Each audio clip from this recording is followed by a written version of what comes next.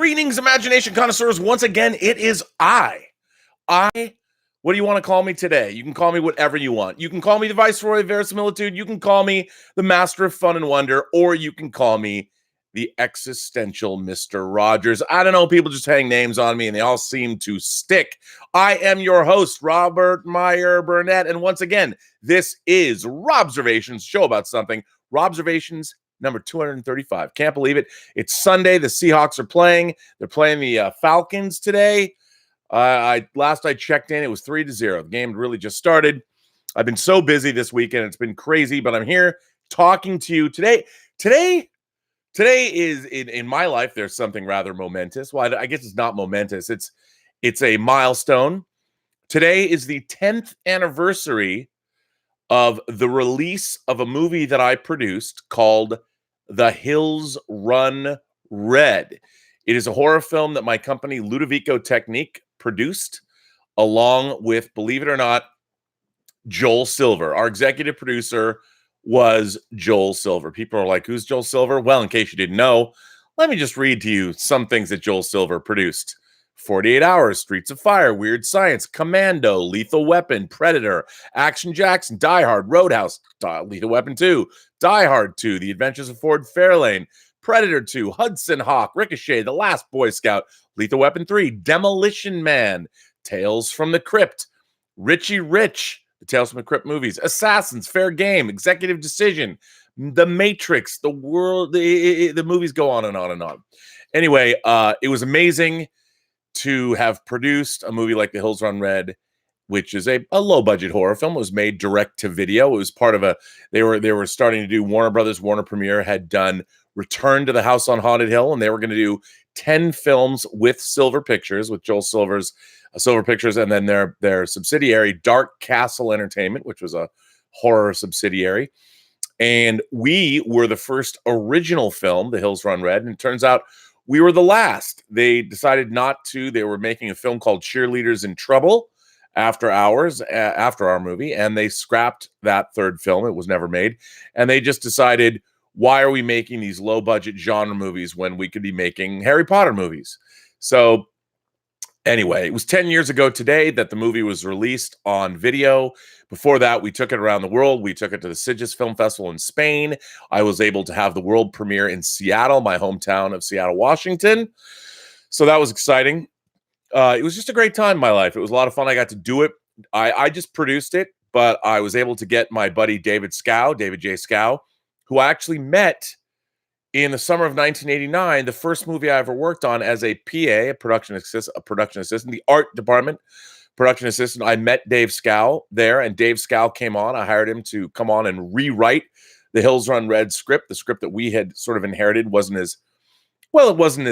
where it was supposed to be, and Dave Scow rewrote it. And then Dave Parker, my good friend Dave Parker, that I've been working with for years since the old Full Moon days, he was directing, and he was truly a visionary. And we have a psycho mass killer in the film, affectionately called Babyface. And I think that was really Dave's conception, the whole idea of Babyface, the look of Babyface. He brought in talented collaborators to help create those things and to create Babyface. And it's a real testament to Dave and his abilities that Babyface really came off. And, you know, it's sort of a forgotten little movie. It hasn't been on cable that much. You can, I think, get it on Vudu in HD. It never came out on Blu-ray. Maybe somebody in the future might be putting it out on Blu-ray. Maybe somebody will come along and do that. But it was a great time in my life. And it was so fun. We shot it in Sofia, Bulgaria, which was, of course, doubling for the Pacific Northwest, as one does. But everything about it was fantastic. I really had so much fun making that film, and truly a labor of love.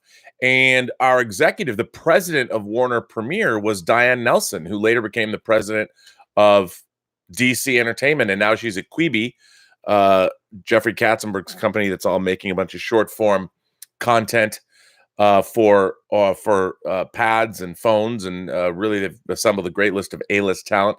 I'm still friends with her. I have not hit her up for a job or anything like that. If I had some good project to pitch her, maybe I would. I don't know. But you can find The Hills Run Red. It's a pretty rough horror movie. We're proud of it.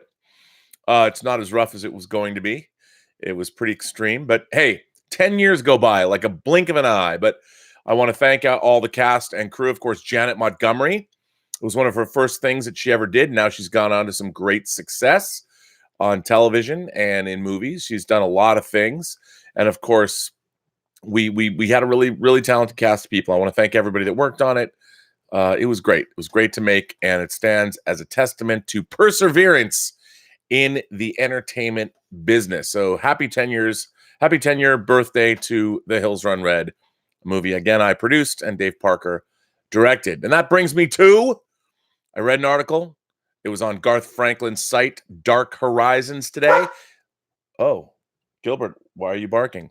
Dark Horizons is, of course, one of the sites. It's an aggregate site, an aggregator that has a lot of entertainment news on it. I go to Dark Horizons usually first in the morning. I've been going there for years. I really like Garth's take on things, and he does a really good job of getting all the entertainment news that is pertinent to imagination connoisseurs together. By the way, I want to thank all of you imagination connoisseurs, you members of this, the Post-Geek Singularity community, for being here on a Sunday.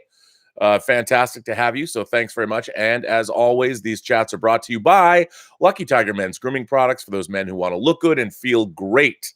And if you go to their website at getluckytiger.com and punch in PGS for Post-Geek Singularity, you get 20% off your order.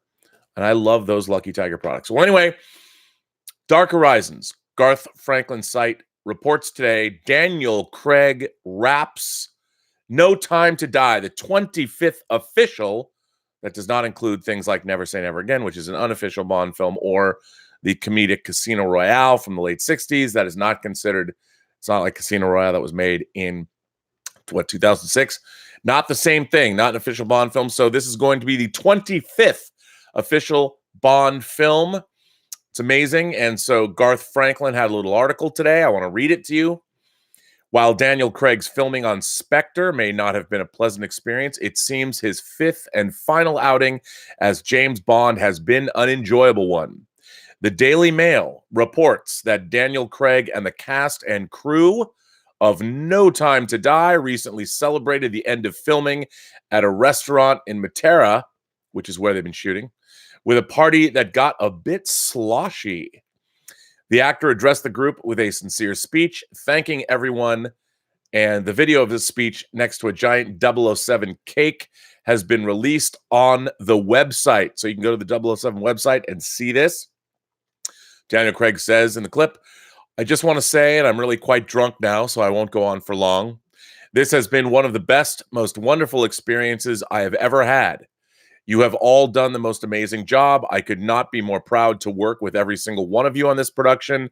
I would like to thank you for this evening, for Barbara Broccoli for putting it on. Thank goodness we did this tonight." The Cary Fukunaga-directed film famously seemed cursed heading into production, with cast and crew changes, multiple delays, and then incidents with injury, an explosive accident, and even a peeping Tom.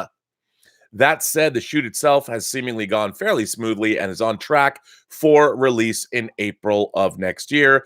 In addition, Metro reports the Emmy-winning Fleabag writer-star Phoebe Waller-Bridge's contribution to the script was great, far greater than we'd anticipated. She was across the entire script, according to their source, who proclaims her the savior of Bond and likely to be invited back for future endeavors. If you haven't seen Fleabag, Phoebe Waller-Bridge is an incredible writer. She's also an amazing performer, and I'm sure she added a lot of great witty Bond mots that Mr. Bond tossed off. Can't wait. The new film sees Bond having left the active service and retired in Jamaica when Felix Leiter, Jeffrey Wright, shows up to ask for help in the case of a kidnapped scientist, which puts Bond on the trail of a mysterious villain armed with a dangerous new technology. Ray Fiennes, Naomi Harris, Leah Seydoux, Roy Kinnear, Ben Whishaw, Dana de Armas, David Dennick, Lashana Lynch, Billy Magnuson, and Rami Malek, of course, co-star in the film. Lashana Lynch is, of course, playing the new 007, not the new James Bond, but after Bond retired, they issued a license to kill, a vacant license to kill, to Lashana Lynch's character.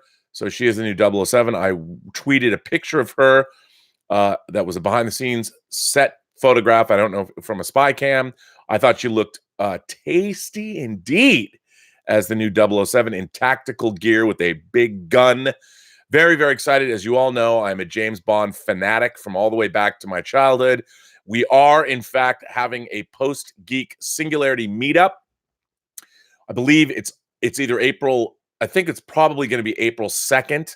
I'm flying to London with the crew, including Detective Jim, who has never been out of the United States. Detective Jim and I, and probably Mike Bodden and Elizabeth Gilbert and Tallulah are staying home. But we are going to see No Time to Die in Leicester Square at the Odeon Cinema, and I expect Terry, the Sheriff of Nottingham, our great moderator, Terry, to find us a nice watering hole. No, he doesn't have to, where we can all get sloshed and pretend that we were Daniel Craig at this party. I'm very excited about this movie. Again, it's just one of the many things to be excited about if you're an imagination connoisseur. My God, we live in amazing times. I can't believe there are 25 official James Bond movies. It's amazing, and I hope we really go out with a bang on this one. It'll be Daniel Craig's, as I just read, last outing as Bond. The end of Bond as Daniel Craig. Daniel Craig's tenure as 007 has come to an end. It'll be interesting to see moving forward if Barbara Broccoli is going to continue making these films. I know they're incredibly expensive and they're incredibly difficult to make. And maybe if this is the last James Bond movie, although I don't think so, but if it was, what a run this series has had all the way back to 1962. And Dr. No, the first James Bond movie, amazing. They've been around longer than I have. So if I've got one foot in my grave, the Bond franchise certainly does as well. But no, because there's no time to die if you're James Bond. And I'm very excited for this movie and can't wait. And I hope you can't wait either. This brings me to my first letter. I thought that the end of the filming of No Time to Die and then talking about Hills Run Red and Terry Cooper, longtime imagination connoisseur, and Terry Cooper has been writing me, Rob, when are you going to read my letter? I would assume this is the letter that he meant. So I have a letter from Terry Cooper to start us off. Hello, Rob, moderators and imagination connoisseurs. I wrote you privately in the past, and understandably, you maybe missed it or politely decided it was best to steer clear of it. But here's a slight elaboration of that letter for all to hear, minus the fine details. I'm just waiting for my first feature, Off-World, to be done with sound mixing. I'm right there with you, son. And my thoughts have now come to what I'd like to do next. More importantly, as an aging geek with one foot in the grave, what one project would I make if I had very little time left for a long career? Well, who doesn't love it when a new Pixar movie comes out? Since its inception in 2007, I've had what I believe to be the best idea I've ever had. It's for an animated action-adventure story in the CGI Pixar mold. It's rather well developed by now, as you can imagine, but I've held off from writing a full script as I want to include the thoughts and ideas of other minds than mine to give it the best chance of being interesting, funny, and fulfilling. While I've written 3 sci-fi comedy novels and countless movie pitches in the past, I'm reluctant to write this one entirely on my own, as I feel 2 or more heads are better than one. It's definitely a mistake to write in a vacuum. So what is this animated film about? I apologize that I can't go into too many specifics here, as the last thing I want is to see my IP get picked up and made without me. But I'll try and give you a flavor. Put simply, it's set in Hollywood. It has a mild sci-fi idea at its core, but it's not a space film. It's a love letter to many different eras of Hollywood movies with a huge heart, plenty of comedy, some breakneck action and slapstick, a large dose of pop culture, and a really, really relevant message running through it that would appeal to people of all ages. As I said, it's the best thing I've ever written, and at 49 and a half years old, probably the best thing I'm ever going to write. My life's experiences and thoughts have been poured into this one wonderful story. As it's Hollywood-based, I had the idea that maybe I could get a collective of people in the industry interested, either as producers or even the cast. I could easily see Kevin Smith's View Askewniverse people and roles in this story. A year or two ago, I pitched it to the late, great John Schnepp, and he said he liked it. My idea then was to have him, Campia, Mark Ellis, Roca, and all the presenters of that other corporation in the roles. To have such a collective of people backing this project, Kevin Smith or the corporate overlords, would instantly generate massive interest. And in the case of a crowdfunding campaign, it would soon pull in a reasonable portion of a budget. Think about it. Kevin Smith does one video about this new film that he wants to work on, and boom, instantly, like-minded imagination connoisseurs around the world will shout, "Shut up and take my money." The same goes for Campia, yourself, Jeremy Johns, Stuckman, Bernardin, Fife, Riley, and many other people in your circles. And we get to hear you all in starring roles too. Wow. Hell, I'd even form a production company called Post-Geek Singularity Pictures or Imagination Connoisseur Films if you and this great group we have here were to help get this off the ground, with your blessing, of course. And look, yes, I'm perfectly aware that I'm one of many millions of dreamers who think they have the perfect idea for the next big thing. But I've never been so excited about anything in my life. Dreams can and often do come true. In 1985, I had only one dream: to be a rapper with a record deal. With a ton of hard work, I signed a deal with Warner Music in 1993. In 2016, I wanted to make a sci-fi movie. Today, I've made a sci-fi feature for only 10,000 pounds and shot it in just 6 days. It's now got the attention of an LA-based distributor. This is only possible because I had a solid vision and a collective of friends and contacts who took a chance with me on this vision. I know I can do it again with this one. So in closing, what I need is a contact, a producer, a show of faith from you, or maybe someone else out there who is willing to see exactly what this unknown guy in the UK has up his sleeve. Trust me, it's a real gem. How about you imagination connoisseurs in the chat? If I put up a Kickstarter campaign to raise maybe enough cash for a proof of concept trailer, or even a reasonable consultation fee for our beloved leader, Mr. Burnett here, to co-write, direct, or produce, would you go for it? Many thanks for reading this. Oh, master of fun and wonder. All the best, Terry. Now, normally, I shy away from letters like this, but there's a reason I wanted to read this letter today, being that it is, of course, the 10th anniversary of the Hills Run Red. So one of the interesting things about Hills Run Red was how it got made. My friend Dan Schweiger was friends with a guy named Carl Morano, who had a company called Fever Dreams that was part of a larger company. And Fever Dreams had been they made a movie called Shadow Dead Riot with Tony Todd, and they'd been making movies in the $350,000 range, but they wanted to step up their talent. They wanted to make better movies, essentially. And through Dan, they approached me when I had my production company, Ludovico Technique.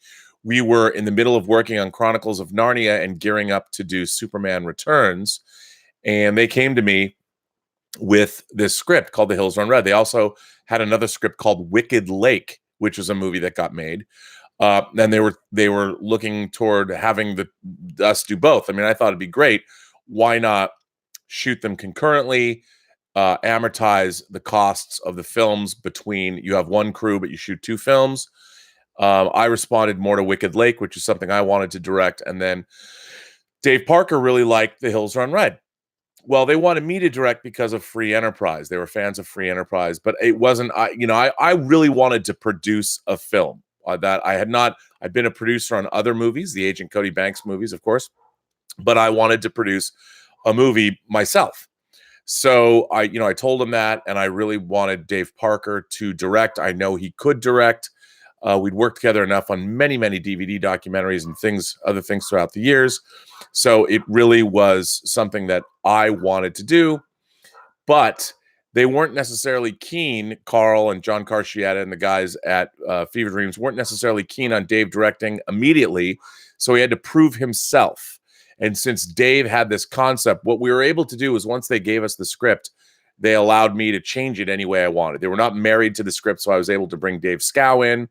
And Dave Parker, so I had the 2 Daves. I had Dave Scow writing the script and Dave Parker directing. So Dave Parker had to create a 2-minute trailer, a proof of concept trailer. And the point of that was to convey the tone of the film and what would it look like? What would Dave's vision be?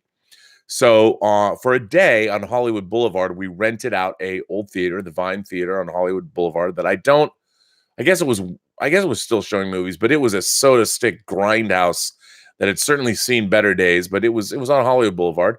and we took over the theater, and we shot a teaser trailer. And Dave did a phenomenal job, knocked it out of the park. We had all of our friends involved. Even Bryan Singer came down to visit us, to see what we were doing. And based on that proof of concept trailer, I was able to use my connections with Diane Nelson at Warner Brothers, and we flipped it over to Warner Brothers, and it became a Warner Premiere direct-to-video movie and also a Dark Castle Entertainment film. So Joel Silver was our executive producer, all because we'd made that proof of concept trailer, and that happens a lot. Currently, Skyfighter, the short film that I worked on with Lucas Kendall, is being turned into a feature film based on the 15-minute short, which you will be able to see on the Dust Network. If you watch any films on YouTube on the Dust Network, our short film Skyfighter was picked up by Dust, and it will be on Dust after the first of the year for everybody to see, which is very exciting. But this Skyfighter was a proof of concept short that was designed to showcase Lucas's directing ability so he could later raise the money to go make the feature. Now he has a finance company that is doing just that. They're in the casting phase of the film right now. Hopefully I will be editing that film, or we'll see. And looking forward to where that's going. But Terry, I think that what you want to do is sound. I don't know how much YouTube pundits can be helpful. A lot of the real problem is that, look, if somebody wants to pay me as a consultant to come on and work on a project, happy to do it. I have so much going on. Like right now, as many people know, we're finishing Tango Shalom. I'm just busy. I'm working on a nameless Netflix project that will debut in November of 2020. That I can't talk about, but I'm doing work on that. So there's always something happening. Even Crisis Medicine, the medical lecture series that I did, we're doing more for that. And I don't know why Tallulah is barking, but she is. Hey, Tallulah, please don't do that. Not when I'm on. So I look, Terry. I think what you want to do is great. I'd certainly talk to you about it. I don't know what the idea is. It sounds very intriguing. I'd love to see your first film. Congratulations on getting it done. Tallulah, please. You want a cookie? You want a cookie? Here. Will you be quiet if I give you a cookie? Here, look. I'm going to bribe the. I know. You promise you won't. You want to come up? Want to come up? All right. I'm bribing you guys. I'm bribing the dogs so they don't bark. I know someone's probably outside that you're barking at, but don't bark. Here, have another cookie. Anyway, yeah, I'm always up for looking for new projects. But yes, I agree with you. I'll tell you, there's one thing that I've learned working in Hollywood for 30 years. Lots of people talk. Lots of people want to do things. Oh, Gilbert. Apparently, Gilbert is. Are you? You're not a talker though. No, you're not. You're a good boy, and he likes cookies too. You got to get down, buddy. We're doing a show. Oh, look, someone's home. Sophie's home from work. There you go. So, hey, there's people home, so they're barking. They'll come back. They'll stop barking soon. But anyway, one thing I've learned is that lots of people talk in Hollywood. Talking is one thing, but talk is cheap. And actually doing something like you have, Terry, and made a film is amazing. And one of the things that I've also learned is that it's very apparent who is just a talker and who is not, because the people who talk a lot, they make a lot of noise, but the people who don't, and they put their nose to the grindstone and they work on things. I always believe in talking about things or putting things on the IMDb after they're shot. A lot of people want to start a project, see their name on the IMDb. I wait. My rule is wait until after your project has actually been shot. Wait until it's in the can to talk about it. But I'm definitely interested in hearing more about your work, and I'd really like to see your movie. So congratulations on getting that done. That's pretty cool. Tiberius Monk 84 says, I'm just here for R&B as he holds a sermon in the Church of Verisimilitude. Welcome by all in the Post-Geek Singularity. Third rock from the sun. Well, Tiberius Monk 84, thank you for that. Stephen Foley, by the way, thank you for supporting the channel, Stephen. Hey, Rob, I like how I got hooked on the TV show Manifest. Oh. Hey, Rob, like you, I got hooked on the TV show Manifest last season. This week, I'm gonna I'm gonna duke red into a similar show on ABC called Emergence. Did you see the pilot? If not, you should. I did not see Emergence. I'm gonna watch it. Yeah, Manifest is a show that Manifest is one of those shows that I think it has an impossible premise. It has a premise. So for those of you who don't know anything about Manifest, and I'll tell you right away, I hate watch the show. I like the cast, but it has a premise that it makes absolutely no sense. And watching it, the more they get into it, they can't. So here's the premise. So a plane coming back from, I guess, the Bahamas goes through a time warp and lands 5 years after it took off. Goes through time warp, and you'd think that would be enough, right? But oh no. Apparently the people, the passengers on this plane, and of course our main characters are all passengers on this plane, and the people, their family members who have to deal with suddenly people that they thought were dead showing up 5 years later without having aged a day. But so the people that were on this plane suddenly get feelings about stuff that's going on around them, so they're able to help family members or stop crimes from happening or whatever it is. What a plane going through time has to do with suddenly people having a gift, a sixth sense to help people, like touched by an angel or something. I don't know. None of it makes any sense. They sold the premise, they made the pilot, but they never figured out where any of this was going to go. So watching the show, when I saw the season finale, I sat there in stunned silence, wondering, wow, what does this have to do with anything that I've been watching up to this point? The answer was nothing. It was on the bubble. It got renewed. It's coming back. I will watch it.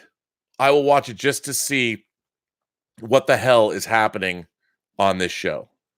It's not a great show, but I'll watch. So, Stephen, I'm excited. You know what I am excited to see? There's a Netflix film that Detective Jim even was talking about. There's a Netflix film that dropped called In the Shadow of the Moon that has sort of a crazy premise. A serial killer shows up once every, I guess, 9 years. They think that she died 9 years ago, but 9 years in the future, 9 years later, she shows up. Looks really good. I've heard good things about it. In the Shadow of the Moon, I hear it's a straight-up science fiction movie.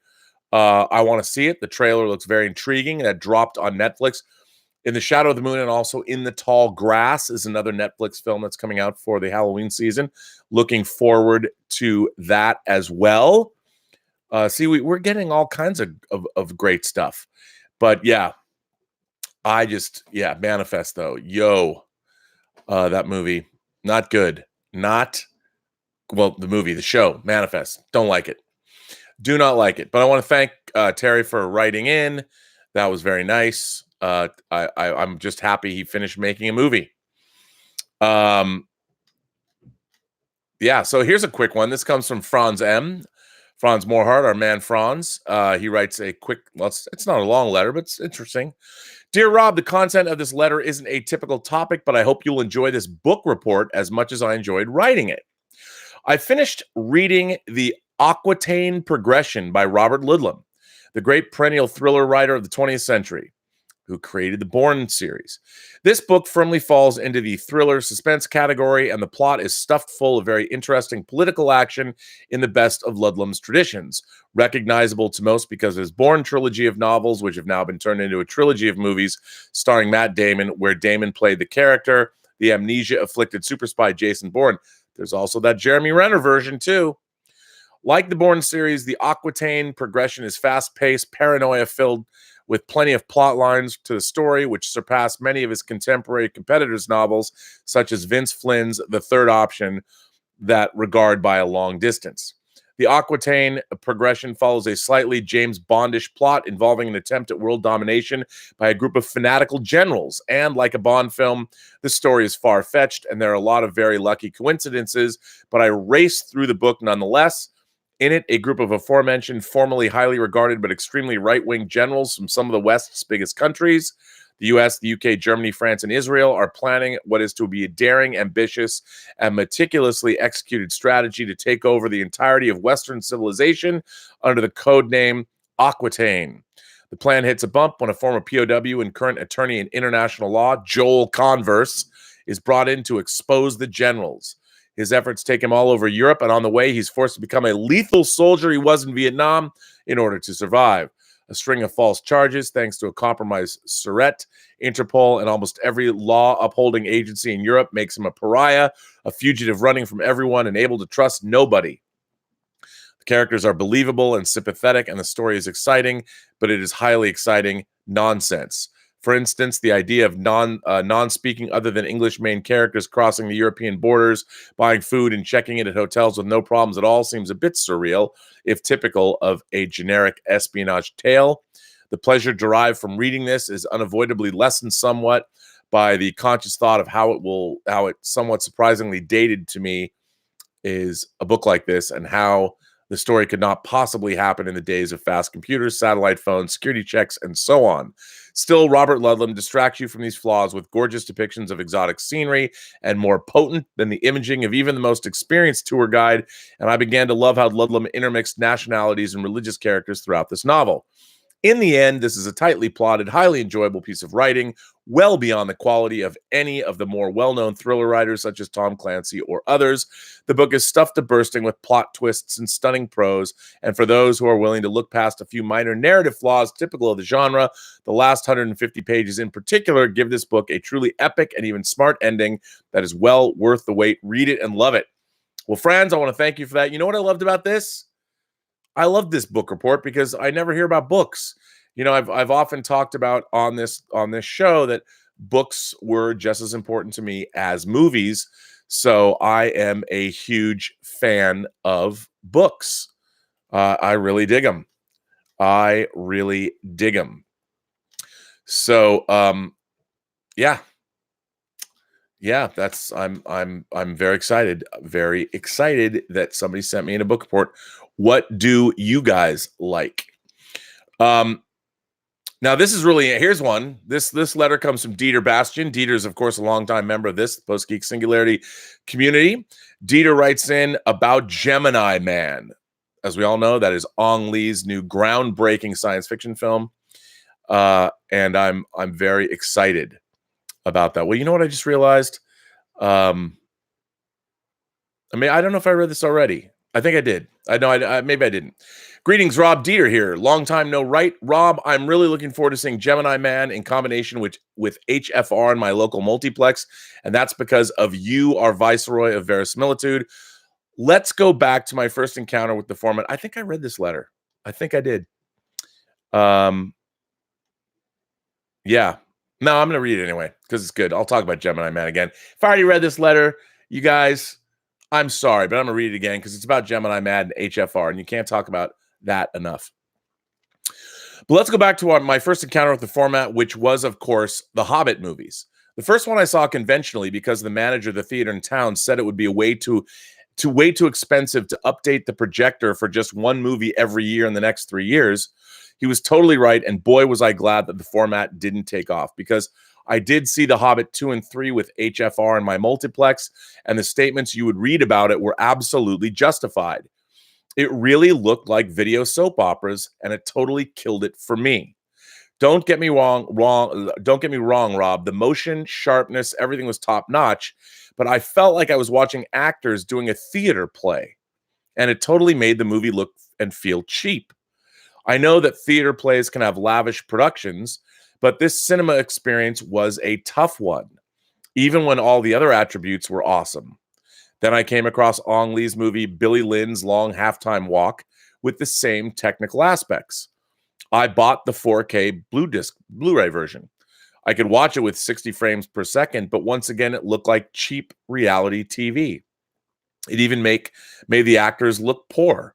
Once again, not from the technical merits. Sharpness, motion, details were just awesome, but man, that look gives me the creeps when it comes to a movie.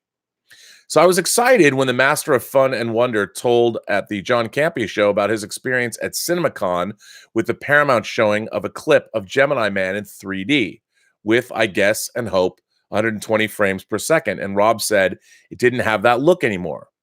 So, Rob, I hold you accountable for whatever the outcome may be next week, and considering those so-called first great reaction tweets about the movie. Not that it matters, but the Rotten Tomatoes score sits by 29% at the moment, Only 7 reviews in thus far. Here's the thing. I did see a clip of Gemini Man at CinemaCon in HFR and 3D. Now, for those who don't really know what high frame rate is, I'll explain it to you in sort of layman's terms. As many people know, movies, we eventually, when they settled on a speed with which to project film, movies, of course, are a succession of basically still frames that, shown at a certain speed, creates the illusion of motion. This is what film did. And because of human beings and what we have, the way we see, there is persistence of vision. So when you watch things move rapidly, there is a little bit of persistence of vision. Blur. There's a blur, basically. So when they finally decided on, movies didn't always start, it was 24 frames a second. So basically you're watching 24 still frames projected, running through a projector at 24 frames a second. That creates movement. And that's what you're watching. So what happened, the thought was that if you were increasing the frame rate instead of 24 frames a second and you put more frames, things would become much clearer. So there was Douglas Trumbull, the great effects maestro, came up with a technology back in the 80s called ShowScan. And he famously wanted to shoot his movie Brainstorm that he directed in ShowScan. Things didn't work out. So the movie was it's 2 formats. It's shot in widescreen, 70 millimeter, and it's 35 flat when you see the on Brainstorm scenes. Interesting. I was able to see, the first time I ever saw ShowScan imagery projected at 60 frames a second was at the World Exposition in Vancouver, Canada. I drove up from Seattle, and I one of my many trips to Vancouver. I don't think Willow Yang was even alive then, but if I had known Willow, I would have hung out with her and dragged her to these things. But I saw it there, and what was amazing, there was a film that was made for the Canadian, I don't know if it was a Canadian tourism, I don't remember, it was a long time ago, but I'll never forget the first time I was seeing something at 60 frames a second, because there was a shot, the camera was way up, I don't know what it was on some kind of a mount, looking straight down the bow of the boat, and you were watching the water crash over the bow of the boat. And what was so amazing to me about it was it was literally like standing there. It was like being on the boat. It was so crisp, crystal clear. I'd never seen anything like that before, and it was so strange. And it was basically a travel log of Canada, and it was amazing to see, and it was so crisp. But now here's the thing. HFR, like The Hobbit, I believe, I don't know if it was 120 frames, but what you're doing is, it's no longer film. You're now shooting, obviously, digital. You're doing digital capture, but you're still basically running frames. But now you're capable. You're able to shoot, because when you're shooting, remember, if you're shooting 60 frames, that means you're burning a lot more film, because film running at 24 frames is one thing, but when you're shooting 60 frames, that's almost 3 times as fast, and you're burning 3 times as much film. So it's insane. Not in the video era. I mean, still you still need the capture technology, the storage space, but when you have film in the film era, you had to also, your prints would have been much bigger, because it's almost a little less, but almost 3 times as long, which is crazy. But with 120 frames, that's twice as clear as 60 frames, as ShowScan was. Now, here's the thing: we rely. Many of you who've bumped up from DVD, and you've moved into, you watch things in high anything you watch that's high def, whether it's 4K now or 2K. Whatever, anything you watch in high def, you notice things like stuntmen in classic Star Trek. You see the makeup. You sometimes see the weave of somebody's wig, because all the arts, the motion picture arts, such as makeup, such as set design, scenic painting. For instance, there's a lot of tricks they use in the art department where they can paint wood to look like stone. So you can build a set out of different things, and a great scenic painter can make something look different. Well, with our resolutions the way they are, a lot of those tricks don't work anymore because those tricks relied on the fact that the resolution went only so far. And now we're shooting things in much higher resolution. So it's much harder to hide those things. And reality itself, when you're shooting at 120 frames, it's literally, it's not even like, it becomes, I guess you'd call it hyper reality. And you're dealing with the way we perceive the world, and the reason that videotape and things look like that, soap operas look like that, it has that I always call it the soap opera look, but is that you're not really, it's not the same thing as persistence of vision. It's a different medium, and I mean, it still works, but it's hard to get into, but it looks like video. Video was more, it did a better job of sort of capturing, it made things look real and less filmic, because movies have a photochemical sheen to them. I guess it's the easiest way to think about that is it's just the medium of celluloid, and the medium of 24 frames a second there's a distance between reality and the way you perceive reality that movies utilized. There's a distance there, and what happens is, with a higher frame rate, that distance, that's sort of the photochemical nature or the 24 frame nature of reality, there's a barrier there, and when you kick up the frame rate, that barrier goes away.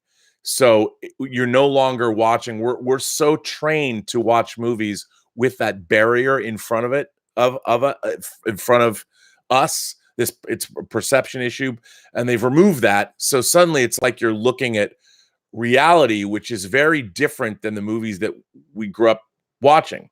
So it's a whole different experience. It looks like you're watching. It's strange. It looks like you're standing there and watching reality, even though you know it's not reality. It's a very strange feeling. And I feel like when it's the difference when you step onto a movie set. Well, of the many sets that I've been on, especially covering them as a documentarian, when I was shooting my movie sets behind the scenes on video, digitally capturing things or shooting them on tape, they never looked like they looked on film or on high-end digital capture technology, because there is that like wall, that wall of unreality that you hide things, the lights, the shadows, the colors, and with high frame rate, that wall's removed. So it looks like reality. And it gets strange. We're not used to that. Now, when I saw Gemini Man, it for whatever reason, I bought into that. And it might be because it was 3D as well as HFR, but maybe they've done something to maybe put a little bit back of that weird, I don't know, the wall of movie reality. I don't know. But it looked damn good to me, and I was blown away by it. There were some scenes that we've seen in the trailer, the motorcycle scene, and where the motorcycle flies. It was pretty amazing. So I can't guarantee that Gemini Man is going to be free of that perception issue, but I'm excited to see it. Again, Ong Lee is pushing. This will be his third, or maybe it's only his second movie. It'd be the third. The Hobbit movies, of course, and then there was his Billy Long's Halftime Walk, and then Gemini Man. So it's going to be interesting to see how that plays out. And yes, you got to go see this movie in high HFR and in 3D, because the 3D was terrific. So yes, Dieter, but I can't guarantee you that it's going to be great. But you never know. You never know. It could be disastrous. What do you guys think? I don't know. Did you guys see The Hobbit in HFR? What was that like for you? Daniel McBreen is here. Daniel, thank you for supporting the channel. Hey, Rob, I'm a huge fan, and I appreciate everything you do. You really do make life a little easier. If you don't mind, can you talk a little bit about what you think we will see in episode 9? Well, Daniel, I've read lots of spoilers about episode 9. And I'm reluctant to say anything about the things that I've read, because I'm sure a lot of them are there's a lot of truth to them. But here's what I would say. Like, look, I'm going to say, as everyone knows, I'm not a fan of J.J. Abrams as a director. I've obviously did not like Star Trek 09. I hated Into Darkness. I was not a big fan of Super 8. And I didn't like The Force Awakens. That said, I want episode 9, I've talked about this before, to be great. I honestly do. I want to walk out of episode 9, The Rise of Skywalker, and feel the same kind of elation that I equate to Star Wars movies. And I want that to happen. The problem that I have now is there's nothing in the story that they're telling that interests me. Now, what I think they have to do is they once again, all they've got is the relationship between Rey and Kylo Ren, really. So I think what we're going to see in episode 9 is Kylo Ren is going to want something, as we all know, or if you've read anything, he is seeking out a dark side thing. I would imagine he believes it's going to hone his power. And him and the Knights of Ren, whoever the hell they are, because we certainly really haven't learned anything about them in the movies. But Kylo Ren, like all great Sith Lords or Sith Lords in training, even though I think he's not even a Sith Lord, he's just barely playing in a Darth Vader cover band. He wants to consolidate his power to, I would assume, take over the galaxy and do with the galaxy what he wants to do. But I think the movie is going to hinge on the relationship between Rey and Kylo Ren. Obviously, they're connected in some way. I would imagine he's going to try and seduce her to the ways of the dark side, because who doesn't? That's cool. We all like that. We're going to see a reconstituted resistance, once again fighting a First Order that's becoming bigger and bigger and bigger and more dangerous.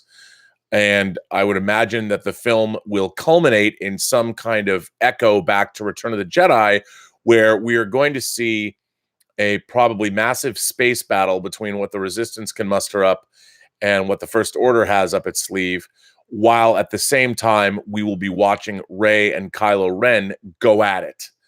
And they'll be intercutting those battles just like they did in Return of the Jedi. Maybe there'll be a third battle with our other heroes doing something. I don't know. But I think in order to be satisfying, what they really have to do is to wrap up the Skywalker saga. They're going to have to put a bow on this. So we're probably going to see whether Anakin Skywalker shows up, whether Hayden Christensen's in the movie. Luke, of course, has to be in the movie in some way, Force ghosting it all up there. I don't know exactly what's going to happen, but I think they really need to tell us that this conflict is at an end. And that's not saying that the dark side and the light side won't be going at it again, but I think that this chapter has to have a definitive ending, a definitive closure. Now, the Star Wars universe is a massive place. I can't wait to see The Mandalorian, but I don't want to hear, I'm sure there's going to be Force users in The Mandalorian, but for God's sake, I want to see a cool Western bounty hunter type movie set in the Star Wars universe. And enough. I'm so tired of the Sith. What do the Sith want? Like, I don't even know. I understand that the Jedi Knights were a peacekeeping force, but what do the Sith want? Like, I've always had the same problem whenever I've read horror novels, and I've talked about this before, of like the devil is going to come and the devil is trying to resurrect himself and take over the world. Well, what's the devil going to do? Let's say Satan comes back and takes over the planet. Does Satan really want to, like, I don't know, fix the plumbing in Pacoima? Like, what's he going to do when he gets here? If the devil wins, then what? He's going to sit on his throne. I mean, I always love the scene in Superman 2 where Zod has taken over the world and they're bored. The three outlaws from Krypton are bored. Like, we've taken over the world. Well, now what are we going to do? I mean, once you've subjugated humanity, I guess the only thing you have left to do is to become a psychopathic, murdering person. You can go lay waste to whole communities and murder people en masse. But I didn't think that Zod, Ursa, and Nan were really those kind of people. They just wanted to rule. And once they find themselves on Earth and they can rule the Earth, well, then what do you do? What do people like that do? There's nothing for them to do. So I've always wondered, like, okay, the Sith are going to take over the world or take over the universe or the galaxy or whatever. But then what? What's their plan? What are the Sith hoping to accomplish? I never understood that. I mean, okay, you're going to take over the galaxy. What are you going to do? Tax people more? Like, I don't know. And I don't think Star Wars ever really knew. I don't think that, like, are you going to corrupt the souls of people because of the afterlife? I don't know. I'd like some definitive answers in Rise of Skywalker. Tell me what the Sith want. I get that the Jedi they're like mystics, that they're protecting the peace. They want balance in the Force because that makes sense. But the Sith, why are there only two of them? Frankly, I'd rather wield dark side power anyway. Wouldn't that be more fun? I mean, basically, do the Sith just want to party? Do they want to make sort of because the Jedi were always kind of stuffy. They never seemed like they were having any fun. But, if you're a Sith Lord, why not Sith it up, man? I'd like to see how they're gonna play that. I don't know. But that's what I want. I want answers, Daniel. Give me answers. And speaking of that, Luke Beckett is here. Luke Beckett says, "Hey, Rob, I have a question.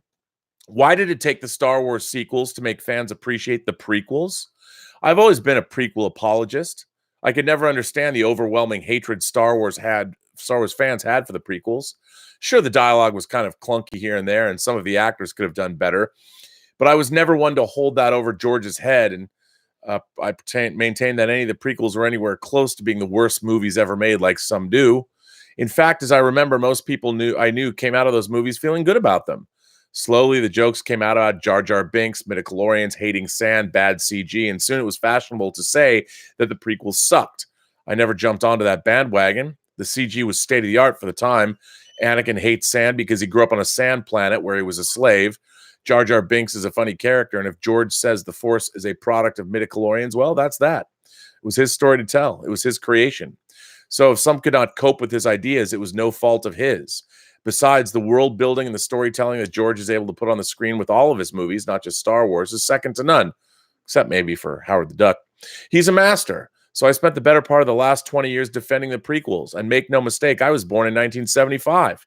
I grew up with the original trilogy. The theory that you cannot like the prequels if you grew up with the original trilogy is bogus. However, if you were like me, you might have noticed a better appreciation for the prequels than George Lucas himself since Disney's Star Wars has been around.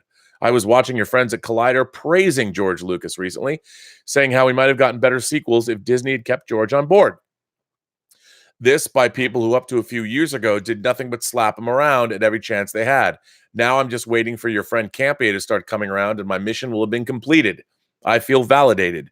But were the prequels really that bad and it took even worse movies to make them seem better?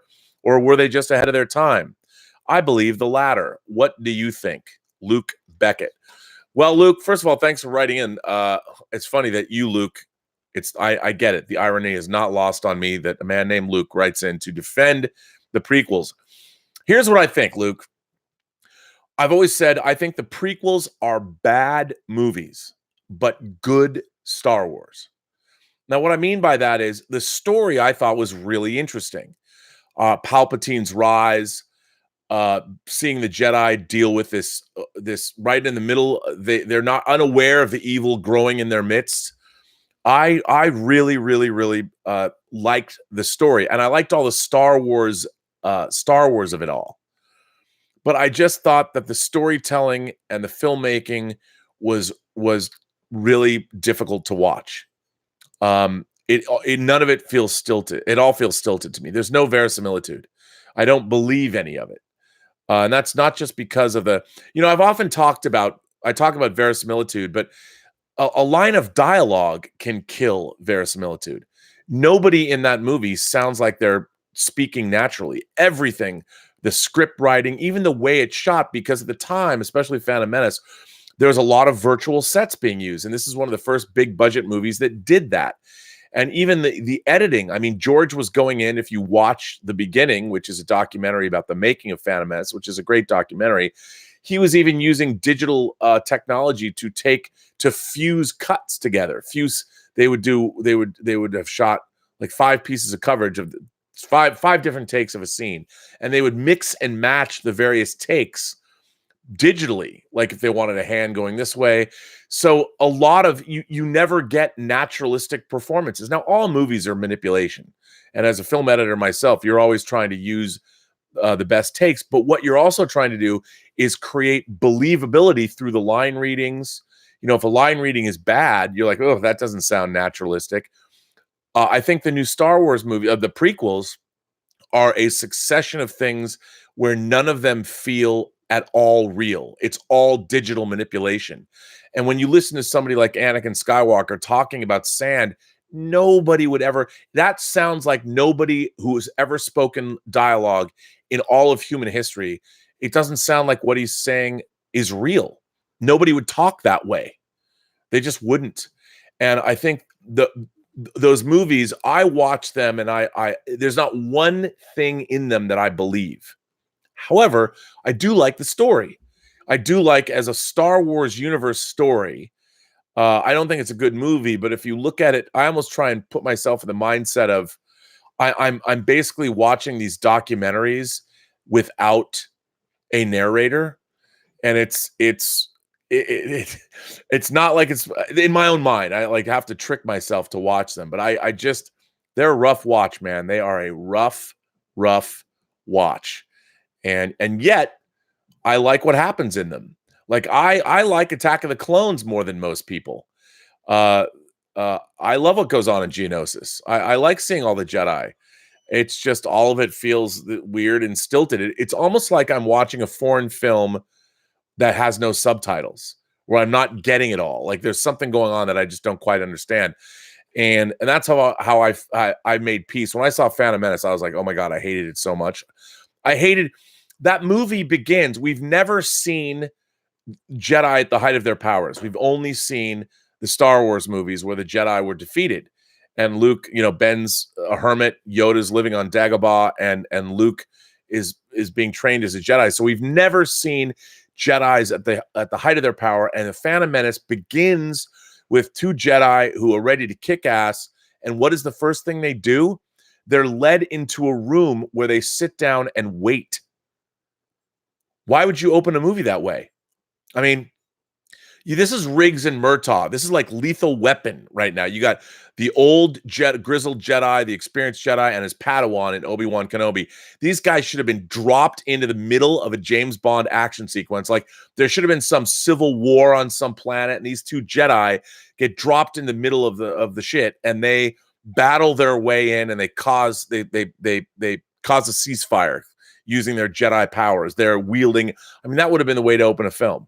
And then they get sent to Naboo. It's just to me that the prequels are a collection of choices. I don't believe any of the aliens in the pod race. They don't look realistic to me at all. So they all look like animated characters that looked right out of Saturday morning animation. I don't believe them. And I don't believe there's nothing I believe in the prequels. There's no verisimilitude at all. But I like the story that's being told. So I have learned to watch the movies and enjoy certain scenes in them. Emil Johansson writes in. Emil Johansson says, my thoughts on the Joker controversy. I know this isn't necessarily a controversy, but some cinemas didn't want to show the movie because they wanted to respect the victims of a mass shooting, which I understand. Joaquin Phoenix walked out of an interview where the question came up. The studio has had to release a message saying they don't endorse violence through the movie. The director made some comments comparing it to John Wick, which got some backlash from fans of John Wick. Some military people warned about attacks because of the movie, etc., etc. If I understand correctly, the reason people are saying it doesn't deserve an Oscar and it's a bad movie is because it may endorse violence. Maybe it focuses on mental health, which ties into the gun debate. Maybe it shows some kind of victimization of white people. I am not sure. But I am bothered by these comments, so I want to share my own thoughts about it. I do think actors and directors can be held somewhat responsible for what they produce. I say that because if I made something, then I do think people have the right to ask about behind the scenes information on my thought process and what I was thinking when I made it. I would love to create stories in the future for people. If I could dream and fantasize, that's what I would want to do. And for some stories, I would love not to do the typical hero's journey where the antagonist is just an obstacle and our hero goes on some quest to come back stronger and live happily ever after, etc. I would love to do a story where the antagonist has a story of his own and is not the typical Bond villain. So that's what I'm really excited to see in a movie like Joker, because it's like people with talent have worked really hard and actually created something I like to fantasize about. A story where the villain is not just a monster, but also a person. To me, that's the real story. But it's not a new concept. We have seen this in songs like Stan from Eminem, episodes from Batman the Animated Series, The Amazing Spider-Man 2, etc., etc. All of these pop cultural phenomenons have characters that you can relate to, even though they do horrible things and are looked down upon. I think that's a concept that's hard to do right. It may change the entire narrative if some people walk out of Spider-Man and we're rooting for Electro. But it seems to me that they've really done this successfully with this Joker movie, where the villain has his own story and is not depending on getting anger to have his plans foiled by the protagonist. I don't fully understand what people are so upset about, and if someone would explain this to me, I'm all ears, truly. But for an example, what if the good guys in the movie follows the worldview that people want the movies to follow? We see in the trailer that Thomas Wayne just punches the Joker. That to me is zero tolerance. He doesn't look at the Joker thinking, what a poor person, I should feel sorry for him. He doesn't care. So doesn't that validate the movie? Or are we supposed to just have movies where the protagonists are not allowed to be evil and the villains are not real human beings? Isn't that a form of censorship? Isn't that lying to people, pretending that everything is always fine instead of daring to portray a complicated situation that makes you think? Maybe that's a dumb question and I just don't understand, but I like it when movies make me think and it's not the typical happy ending. The thing I don't even know is what the rules are. Should the makers of movies have enough thought and said to themselves, this is too risky? People might get upset because they assume this movie endorses violence or doesn't have a moral compass they like, and by that lose the chance of winning an Oscar? Or should they make a movie and just walk out of interviews where people ask them questions about it? I think there should be something in between. I want risky movies. It doesn't mean I like all the trashy video games where you chop people's heads off and urinate on their bodies or play as terrorists and shoot the police. This movie might still have been made with sensitivity. It's just that's not the typical feel-good, I think. I hope this letter wasn't too long. I could go on forever. Emil Johansson. Well, Emil, an interesting letter. I think, I think the problem is that, especially in America, we now live in a country where upset members of our society, let's face it, toxic, let's just call them for what they might be called, say lonely toxic white men who have been stewing in their own anger or who feel themselves victimized. We have seen the results of this in this country. Elliot Rodger wrote his famous manifesto. He blamed the world around him for not being able to do things like get girls. He went to the University of Santa Barbara, shot it up, stabbed people, killed people, and he blamed the society at large for turning him into this. And now we have a number of people that see him as a hero, and they're not living their best lives. They're not getting what they feel they deserve, and they're actually acting. They're lashing out and they're killing people, and they're blaming society at large for doing so. And I think that with a movie like The Joker, it's indeed showing how a realistic, the Joker character has always been larger than life and crazy, and clearly somebody who is either on a movie screen or on the printed page or in an animated series. But a real life Joker is a character like that. Could a character like that exist? I thought Heath Ledger's Joker, the chaos bringer, in this day and age, was a perfect example of the character, a reimagining of the character that I could believe in. Somebody literally that just, as Alfred says, wanted to watch the world burn. But now we live in a world where there are people that literally, because of their anger and how they feel, are going off into the world and killing innocent victims. And I think that some people first saw the Joker movie as perhaps inspiring those, the same way that Elliot Rodgers manifesto still continues to inspire people and mass killers who are going out and they're so angry with life and so dissatisfied with their own lives that they're willing to go snuff out other people's lives because they get validation from people that feel just like they do. And I think the Joker is an examination of this kind of person, obviously in a fictional sense. And I think people are being made to feel uncomfortable. Now, I think that's probably a wrong interpretation. I haven't seen the movie. I'm going to see it this week. I'm very excited. I'm sure everybody else here is going to go see it. I would assume, I'll bet that once you see the movie, it's not exactly sympathetic to what the Joker ends up deciding to do. We're watching the forging of a homicidal maniac, not somebody that we're supposed to identify with at the end. So I like you. One of my favorite movies of all time is A Clockwork Orange, which is absolutely a movie about an anti-hero that you are following, but at the end of the day, you're not necessarily supposed to identify with him. You can identify with his journey, but he's a horrifically awful person. And the movie ends on a very sort of cynical nature, but a cynical note. But again, it's an incredible movie, and it's a lot to think about. And I think A Clockwork Orange is a fantastic film, one of my favorites. Let's see. Cardinal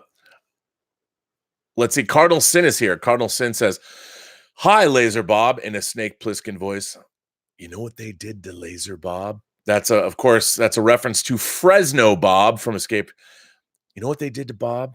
You, me, and Fresno Bob. You know what they did? You know what they did to Bob? I love Escape from New York. I love Snake Plissken. I wasn't a big fan of Escape from LA, which bummed me out. But I still love Snake Plissken. And yes, I've always thought that John Carpenter should make the movie about Fresno Bob. I still do.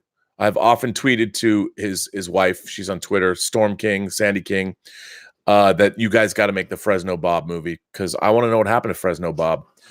So, Cardinal, thanks for that. Word Balloon, John Suntress is here. John Suntress says, "Did I miss your Ed Astra review?" No, you did not. I was very disappointed, and I just didn't want to discuss how disappointed I was. And I want to let other people see it first. But that's coming because I want to do a whole chat about the disappointment that I felt. And it was disappointing. But for those of you who don't know, as I always mentioned, John Suntress obviously is the impresario behind the Word Balloon podcast, one of my favorite pop culture podcasts. So if you are at all interested, and he has lots of different kinds of people on his show, but he focuses a lot because, as you might imagine, the Word Balloon podcast has a lot of comic creators. So seek that out. You've got many years of podcasts to listen to, and I am sure somebody you've admired or work that you love has been covered by his podcast. So thanks for the support, man. Stubble McShave is here. Stubble McShave, one of the cornerstones of the Post-Geek Singularity community. Hail, Robert Meyer Burnett, master of fun and wonder, baron of civil discourse. Wow, that's a new one. And high guardian of verisimilitude, baron of civil discourse. I like that. By chance, I stumbled onto some fan fiction the other day, and I noticed that there was a big difference in quality. Some people didn't know what makes a story a story. Come to think of it, what is a story? What separates a story from a sequence of events? Would it be a story if I went to the store, made some grocery shopping, and talked to some friends? No, it wouldn't. A reason for that is that the driving force of a story is that the characters are in conflict with themselves, other characters, the setting, and or the plot. A story, at least how I see it, consists of characters, setting, and plot. The plot is the events that need to happen in the story. The setting is the world the characters inhabit, which includes horror, fantasy, and sci-fi elements that we as genre enthusiasts are especially interested in. Conflict and friction is what makes things interesting. It gets more interesting with the more story elements that you can include into the conflict. For example, if moderators Jim Boyers and Mike Bodden were having a physical argument which results in a fist fight, it's kind of interesting. If you move that conflict onto the surface of the moon and they're wearing spacesuits, that might tear, it gets even more interesting. The first example was a conflict between two characters. The second was the same conflict, but we added the setting into the conflict. If Jim and Mike are having a fist fight on the moon in spacesuits, but must stop Robert Meyer Burnett from firing his lunar super laser before Los Angeles appears over the Earth horizon, it gets even better. That's because we added the plot element. The conflict is fuel that drives the story and makes it interesting. As you know, I have a compulsion to mention the Wheel of Time as often as I can. It's my version of Star Trek, the original series. In the Wheel of Time series, there's a central conflict which combines character, setting, and plot in a beautiful way. The setting is that the source for men's magic is tainted, and men who channel it go insane and may also rot from the inside. The plot demands that a main character must use the male source of magic to possibly save the world while giving up his life. This conflict of I must corrupt myself to save the world and die in the process is a prime example of combining several story elements into one conflict, which in many ways drives big parts of the story and affects the characters around him, wondering how sane he is. So, Rob, what would you say makes up a story? I will end this with a quote from the Wheel of Time, which you may relate to. One pretty woman means fun at the dance. Two pretty women means trouble in the house. Three pretty women means run at the hills. Thanks, Stubble. Well, I've always thought that the point of a story, whatever story you're telling, is to convey basic human truths to other human beings about their own lives. So a great story has things to teach or things to consider about human life. Now, sometimes with science fiction, fantasy, and horror stories, those lessons might not necessarily be front and center. One of the things, I don't know why I always go back to Hellraiser, but to me, Hellraiser is really interesting because I guess the bad guy of the story is Frank Cotton, Andy Robinson's brother. Andy Robinson's brother is a man who's perpetually dissatisfied, and he's looking for the ultimate physical experience, nothing mental, physical. What he's looking for, I don't think exists, but he's looking for these transcendent experiences, and he even sleeps with his brother's wife. And that kind of transgression he's hoping satisfies him, and it doesn't. It doesn't. So when he gets the lament configuration and opens up the doorway to hell, and the Cenobites come out and tear his soul apart, that's kind of what he was looking for, that ultimately he's completely left unsatisfied, and he is hoping that by opening a doorway to hell and having his soul torn asunder by the Cenobites, that will finally fulfill him. And what I find interesting about that story is, and he's not even the main character, he's just one of the antagonists. But what I've always taken from that is, if you are left, if you can't find satisfaction in your own life to the point where you're going to sleep with your siblings' significant other to get off on, you have a problem. Don't be like Frank Cotton. Don't be looking for the ultimate, like one day you're going to have to put on the brakes. It's has to do with addiction. It's a metaphor for many different things, but it's the road to ruin. It's the road to ruin. So what does he do? He opens the door to hell, and the Cenobites show up, causing a slew of problems for other people. But I think that idea is part of the greatness of the story of Hellraiser. You can watch Hellraiser and get off on the Cenobites and the violence and the blood and Bob Keene's company's effects work and all that. But if you want to look deeper and you want to see Frank Cotton's character as a cautionary tale, in a way, the same is true of, say, Tony Montana. The world is his. He wanted the world. At the end, there he was. He had his face in a mountain of cocaine. He's holding on to these weapons. He knows that the world is bearing down on him, and he gets blown away at the end of the movie. It's the same kind of thing. It's you have to find moderation in your life. Eventually, if you're left completely dissatisfied and you're constantly trying to seek out that kind of satisfaction, there's never an end to it. There's never an answer. The answer is you will lose your soul to the Cenobites. I think that that's a big part of a story. You're not only trying to convey a story, you're not trying to just show characters and situations and all that, but inherently through the use of narrative, you are trying to illuminate basic human truths. And I think the best way of teaching, the most fun way of teaching, is to tell stories, and hopefully your audience will glean what they need to from the story that you're telling. Now, I think we imagination connoisseurs, for whatever reason, are attracted to the more imaginative aspects of settings and characters, and we're, in a way, you're sort of born that way. You're born with an attraction to imagination, and I know people like my mother. She would never, I don't think, glean anything from a superhero story because she immediately tunes that out. She immediately makes superheroes. She doesn't buy into them. They don't exist for her. She's a total pragmatist. So she could never watch a superhero story and really love it the way we could. But I think, you can find a story, any kind of a narrative eventually every single person, I believe, has a narrative that they'll buy into, they will take enjoyment from and they will learn from. And I think that's part of storytelling as well, is that you have to have a human truth that you're conveying through the narrative of your tale. There's got to be a reason for it to exist. And by the way, most great stories have many truths, not just one. But a good letter, Stubble, I like that a lot. And, I spend my life steeped in storytelling. I love stories. I love people who tell stories. I love people who who I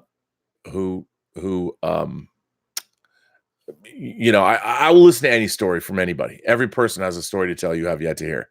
Literally, there's every person you meet has a story to tell.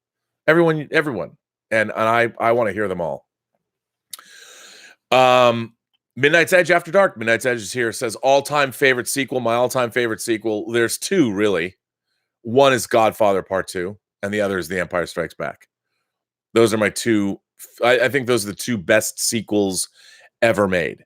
Now, there are other movies. I would also say right up there is The Road Warrior as a sequel. I mean, I think The Road Warrior is a far superior film to Mad Max, or as we call it, Mad Max 2 in the rest of the world. The Road Warrior is an amazing sequel, but those are right up there. I think those are, but Godfather 2 is, I think, the best sequel ever made, honestly. Willow Yang says, have you seen the BBC War of the Worlds trailer? Yes, ma'am. I cannot wait. We're getting apparently two different War of the Worlds. We're getting a period piece. The original War of the Worlds took place in Victorian England, and it looks like the BBC version takes place in Victorian England. And then we're getting a new modern update that also takes place in Europe. They're being, I think they're different. They're being made by different companies. But yeah, that trailer just dropped. It looks great. I can't wait to see it. As everyone knows, the Byron Haskin, the 1953 War of the Worlds, is one of my favorite movies of all time. It's the movie that made me want to make movies when I was a little kid. When I was 5 years old, the original War of the Worlds was the greatest thing I'd ever seen. And to this day, it still is. So I love the book. I love the whole story. I love the album, which is great. I love that album. Awesome. Dieter Bastian says, greetings, Rob. No, you hadn't read my letter. The Hobbit was 48 frames per second to my knowledge. Yeah, okay.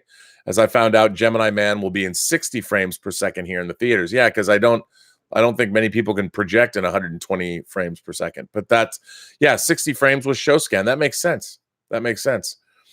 Tiberius Monk 84 says, this super chat is for the Post-Geek Singularity. Live long and prosper. Well, Tiberius Monk, I think the Post-Geek Singularity will thank you for that. As I am wont to do, it is Sunday. I got to check in on my Jedi Knights of the Pacific Northwest and see how they are doing. Ooh, 20-3 Seahawks. Fourth quarter, 13 and a half minutes left. Clearly the Seahawks are doing better than they did last weekend. Let's bring it up to 3-1, boys. Let's hear it for the Seattle Seahawks, the Jedi Knights of the Pacific Northwest, doing well. So yeah, that's pretty great. Let's hear it for them. Yay. Let's see what do we got here. We got another letter.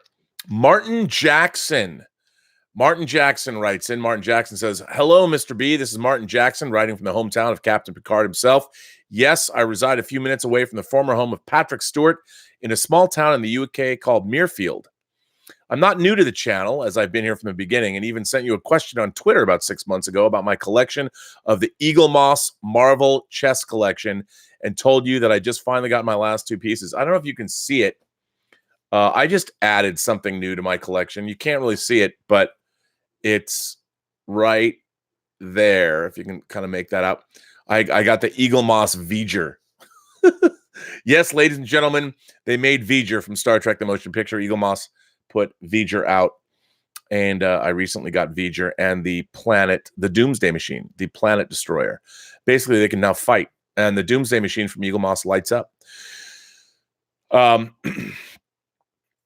Let's see, the Eagle Moss Marvel chess collection, and told you that I just finally got my last few pieces. I asked if you ever collected them. Originally, when you ordered them, you would get one piece with a fact file magazine about the origins of the character every 2 weeks until you had a full set of 32. This set was called Heroes and Villains, and it contained Captain America and Captain Marvel as king and queen pieces for the heroes, with Red Skull and Viper as the villain counterparts. It had all of the Avengers as the knights, bishops, castles, and pawns, etc. Anyway, when the collection ended, it carried on with issue 33, starting a set 2, which had a further 32 pieces, which were the X-Men set, and finally set 3, which was called the Spider-Man set. So that was a total of 96 pieces for the 3 sets, and there were a further 8 pieces that have never been for sale. These were the Fantastic Four set, which were alternative kings, queens, knights, and bishops within the set, including 4 pieces, and the Fantastic Four, and the other 4 were Doctor Doom, Malice, Super Skrull, and Annihilus. You had to collect all the sets to be able to acquire these, and finally there were 5 doubles you could acquire throughout the collection. These were alternative kings, Professor X and Apocalypse for the X-Men set. As in the X-Men set, the kings you got were Cyclops and Magneto. The next double was the Hulk and She-Hulk as alternative castles. The final 3 were Guardians of the Galaxy, alternative kings, Star-Lord and Thanos, Gamora and Drax as bishops, and finally Groot and Rocket as alternative knights. In all, there are 114 die-cast, hand-painted, 4-inch sculptured chess figurines to collect, and now they're out of print. I wasn't one to subscribe when they were out on sale in 2012 and 2015, so I bought the first set on eBay and then started buying the others separate to complete the full set, which can be had when they're out of print. Some pieces like Kitty Pryde may have cost me 25 pounds, but when the Deadpool movie came out, the Deadpool pieces were going for over $100, 100 pounds a piece. The Super Skrull and some of the Fantastic Four pieces were hard to collect because they were never on sale. So there's fewer out there, and the ones that aren't for sale. Even on Amazon, I see Carnage at over 100 pounds, and Spider-Ham is overpriced because of the Spider-Verse movie. Anyway, I eventually collected them all. Man after my own heart, you are. My granddad taught me how to play chess as a kid, so one day I might open them up for a game. I've been thinking about buying the Lord of the Rings collection next, but I don't have the room. Plus, it's addictive. So, Rob, did you ever consider collecting any of the Eagle Moss collections? I chose the Marvel chess pieces because it's out of print and rare, unlike the DC version that was put out as a full set after people had spent years collecting them. But the full DC chess set that was put out didn't come individually boxed and no fact file magazines. I also want the original Star Trek chessboard, as I'm a big fan of all Star Trek. I understand your pain of discovery. Can you please try and explain the spore drive to me and how it works? This was good. You were doing good. I was talking Eagle Moss, and then you had to bring that up. Why did only the Discovery have one? And the creature they were using to use it, how come when they let it go, it would warp into space on its own? Now there are creatures that can fly at warp speed without fuel. What's this network? How did the Doctor come back from the dead out of this network? Please explain this to me, Rob. Ha ha ha. Thanks for reading my long changing subject letter. See you in London for Bond 25. Regards, Martin. Hope to hear back from you, but if you need to edit parts out, read the letter on the air. Feel free and live long and prosper. Well, Martin, here is my Eagle Moss V'ger box. And like you said, they come with magazines. I love them. The big thing that I'm getting from Eagle Moss, now I got to say, I'm going to flat out admit this, and maybe this makes me a bad Star Trek fan, was I was collecting the Eagle Moss Star Trek ships. I thought they were cool. And then there's now like 150 of them. So I only buy ones that I find interesting. Like I got the Doomsday Machine and I got V'ger, and I'll buy the space stock when I can get it. I usually don't order directly from Eagle Moss, but the thing I am getting from Eagle Moss is their collection of kits. They send me four 4 editions a month at $10 a pop for the Aston Martin DB5. It's about 1/8 scale, so it's like this big, but you have to build it. Like the last set I got was the transmission. It's awesome. I love it. And I do like the XL. They're making the Eagle Moss ships are bigger. I always like bigger ships. And they're making bigger ships all the time, which is great. I mean, I do love that. And I love Eagle Moss, so I'm going to buy their bigger Star Trek ships. I do like their Battlestar Galactica ships, their Aliens ships. I mean, Eagle Moss is great. It's just they're pricey, you know. They're pricey. I feel your pain. But the only thing I'm getting regularly from them is the Aston Martin DB5. But hey, I love that you wrote in to talk about Eagle Moss. Always a good thing to talk about. I love talking about Eagle Moss, and it's nice to know that you do as well. Here's another letter from Chris Pravoto. Chris has written in a few lately. Here's another one. You'd think that after a few of these letters, time and time again, that I would remember how to send in a letter, but I keep forgetting where to click. Greetings to the High Command Prince of Imagination Connoisseurs. The High Command Prince, I'm just getting the names today. The Viceroy of Verisimilitude through YouTube, the Master of Fun and Wonder. It is I, one of your court jesters, a constant observer of all the legions to your minions, and humble supporter to the grand Robservation of the Burnettwork. Man, if my head wasn't already big enough. Thank you for all that. Though I'm sure you've already said my full name, I would request anonymity from here on, please. Okay, I've said your full name, but I will not say who you are anymore. My question is somewhat detailed and specific. As the old saying goes, it's not just what you know, but who you know. As you are without a shadow of a doubt the only person I hear talking directly towards me, or at least that's my perspective through YouTube Wonderland, I know you know my shuttlecraft habits. You just don't know it yet. As a fellow Seattle native, and I believe you've said Mercer Island is your old location on the map, as one Washingtonian to another, I seek some type of guidance and insight. Interesting. There are a grand number of fellow YouTubers that speak to me on various topics, but you're the one I've gravitated towards on specific points. Mostly what caught my direct attention was your disdain of discovery. I thought I'd get away from this. I felt relieved to learn someone else held that opinion. I might not always see the same direction of your launch tube. No, Rob, damn it, not that one. Departs and points, but I know your path is true and balanced, which has greatly earned the respect of someone that spent nearly half of his adult life outside of the States and disconnected from local social media topics and events. The journey we all take on the path of life is different, but the locations we choose during the trip and ending is amazing. I totally agree. Once I finished my time in the military, I created my own LLC here in San Diego. I have successfully registered my company as a service-disabled, veteran-owned small business with the U.S. government. Very cool. Congratulations. Any company that is owned by a veteran with 10% disability from the Veterans Affairs can claim this for their business, but becoming fully and legally registered is another painfully long story. I did a few government contracts, which was my beginning aspiration and goal. However, getting loans for more lucrative and profitable, totally using my Quark voice each time I think of these matters, from banks is extremely challenging in the beginning. I am not smart or clever enough to make my own products. The idea was warehouse marketing and resale, but banking doesn't see that as a strong venture. Yes, I've attempted nearly all avenues possible. I won't bend my moral compass to ask outside banks. In the end, I don't have a product, merely a service for logistic requirements and a few ideas. During my time on deployments, there's been a few dozen, my brothers and sisters of the uniformed service always had the enjoyment of AFN, Armed Forces Network. I remember watching Revenge of the Sith on a large screen at sea while sitting next to an F-18 flight jet. That'd be badass. Since creating my LLC, I looked up Disney, Paramount, Universal, Warner Brothers, and Sony. Each of these companies have also done the paperwork registration for conducting business with the U.S. government, which can be a challenge. Now, as you are really the only person that I know personally chats daily to me on YouTube, perception is reality, with experience in the entertainment industry that is closest to my trust without meeting in person, I'd like advice on this. These larger companies that can't register as small companies are required to do 10% of their own business with these veteran-owned small businesses based on profits from the U.S. government. An overly simplified example of this would be if Warner Brothers is awarded a $1 million contract for a year, 10% of that is to hire a veteran's small business. Government tax-paying dollars encircling the growth of innovation and jobs to smaller companies for economic prosperity. Since I'm not in Los Angeles but San Diego, it might be challenging. I do recognize this. But if I had an idea to pitch these larger entertainment companies on the basis of helping their business portfolio requirements with the US government, where and how is the best method? I don't want to pitch the idea here, as this will probably be read online, and I'm not sure the viewers would gladly sign my NDAs. No, I'm sure they wouldn't.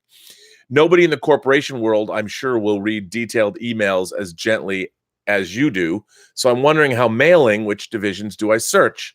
Where does a commoner with an idea for the entertainment landscape begin a trek of this sort? This type of detailed information isn't clearly laid out on websites. I can see online who personally registers each company for their government contract division, but those calls go to voice boxes. I've never pitched an idea to these companies, so it'd be the same as asking Geordie LaForge to safely land an F-18 on a moving carrier without his visor pre-implants. Any advice on this somewhat obscure and possibly outside your swim lane of experience, I would be completely grateful. I know I don't have years of experience behind a mic, working lights, editing clips together, or those such things. My degree is in business. I'm a logistic person by training, handy with computers and other notions, not a break into show business, but help in the business. Lastly, please rank your ladies in Star Trek in whatever you choose, in whatever order you choose for entertainment pre-2009.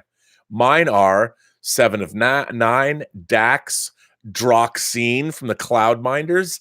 That's a good one. Lita, Kira, T'Pol, Uhura, Dax, Janeway, Luxwana, 2, both Daxes. Luxwana, Torres, Sato, Tasha, Troy, Crusher, and Kess. Honorable mention, Martia from the Undiscovered Country, and Cedo Jaxia, Starfleet Bajoran ensign that dies on a mission, and Betor, because why not? Thank you, Chris. Wow, this is a heady letter, Chris. First of all, here's what I really love about this question. I know nothing about Veterans Affairs, and I know nothing about doing this kind of business, but I will say this. What Chris is doing is what any good producer does. He's figuring out, what does he have at hand? What does he have going for him? What he has going for him is, well, he's a veteran, and there are rules that govern businesses, large and small, that govern his business, that also governs, on a much larger degree, business that, say, entertainment companies are going to do. Now, I don't know what Chris is doing, or I have no idea, but I can guess. And what he wants to know is, how do I get in touch with people? Because obviously what he's thinking, at least from what I take from this letter, is that there is business that these larger corporations could benefit from doing that he knows is probably not being done to the fullest extent that they can be. And he would like to step in and see his interests and these larger corporations' interests coincide, and perhaps be able to start a new business based on the relationships and based on the necessary, the governmental regulations that exist could end up being beneficial for him and his new idea. What I like about this is that's, I guess, what you'd call officer thinking. And the question he wants to know is, who does he call? Well, that's a very good question. I certainly, off the top of my head, I don't know. But I will say this. Whenever you call a studio, there is a switchboard. There's a main switchboard. Like if you call Warner Brothers, I think it's 954-1000 or 6000 or something. 818-954-6000, I think, is the main Warner Brothers switchboard. Well, what you want to do is you need to, of course, find who you would talk to about this. And obviously, when you call the main Warner Brothers switchboard, you're calling Burbank, you're calling the Warner lot where movie making is done. So that's probably not going to be where you're going to find anybody who can help you with this. Now, Warner Brothers is obviously owned by a larger company, and you need to, you need to do some research. And I would say, again, I don't know how you would you look into this, but I would just start calling people up, and how you just have to start somewhere. You're dealing with, this is a very specific kind of contract, and so you can always feign what you're talking about, which is what you have going for you. What you have going for you is you need to have something you're going to say, that you are looking to find the division that handles this very specific thing. Most people aren't going to know what that is, so they're going to pass the buck. But eventually, and you might have to make, I don't know, 25 phone calls, and you're going to get moved around to people, but you've got something very specific to ask. You're not calling up going, I have an idea for a movie. No, you've got a very specific thing that you're calling about, and what you're trying to do is you're trying to do business within that same realm, and whatever the idea is, you've just got to find that right person. Now, my only advice is you've got to start. You've got this very specific thing, and that's what's going to help you. And that they too have these contracts. So somewhere your specificity you're going to come off as being somebody that knows what they're talking about, as opposed to, I've got an idea for a new superhero movie, can I talk to whomever? No, you've just got to you've got your specificity. Use that very specific thing, and you're looking to the person. And again, I have no idea who you'd have to talk to, but you got to start in the realm of that. You want to talk to somebody in business affairs, who's handling, and if you call Warner Brothers Studios, they're dealing with business affairs, with the actual movie making process.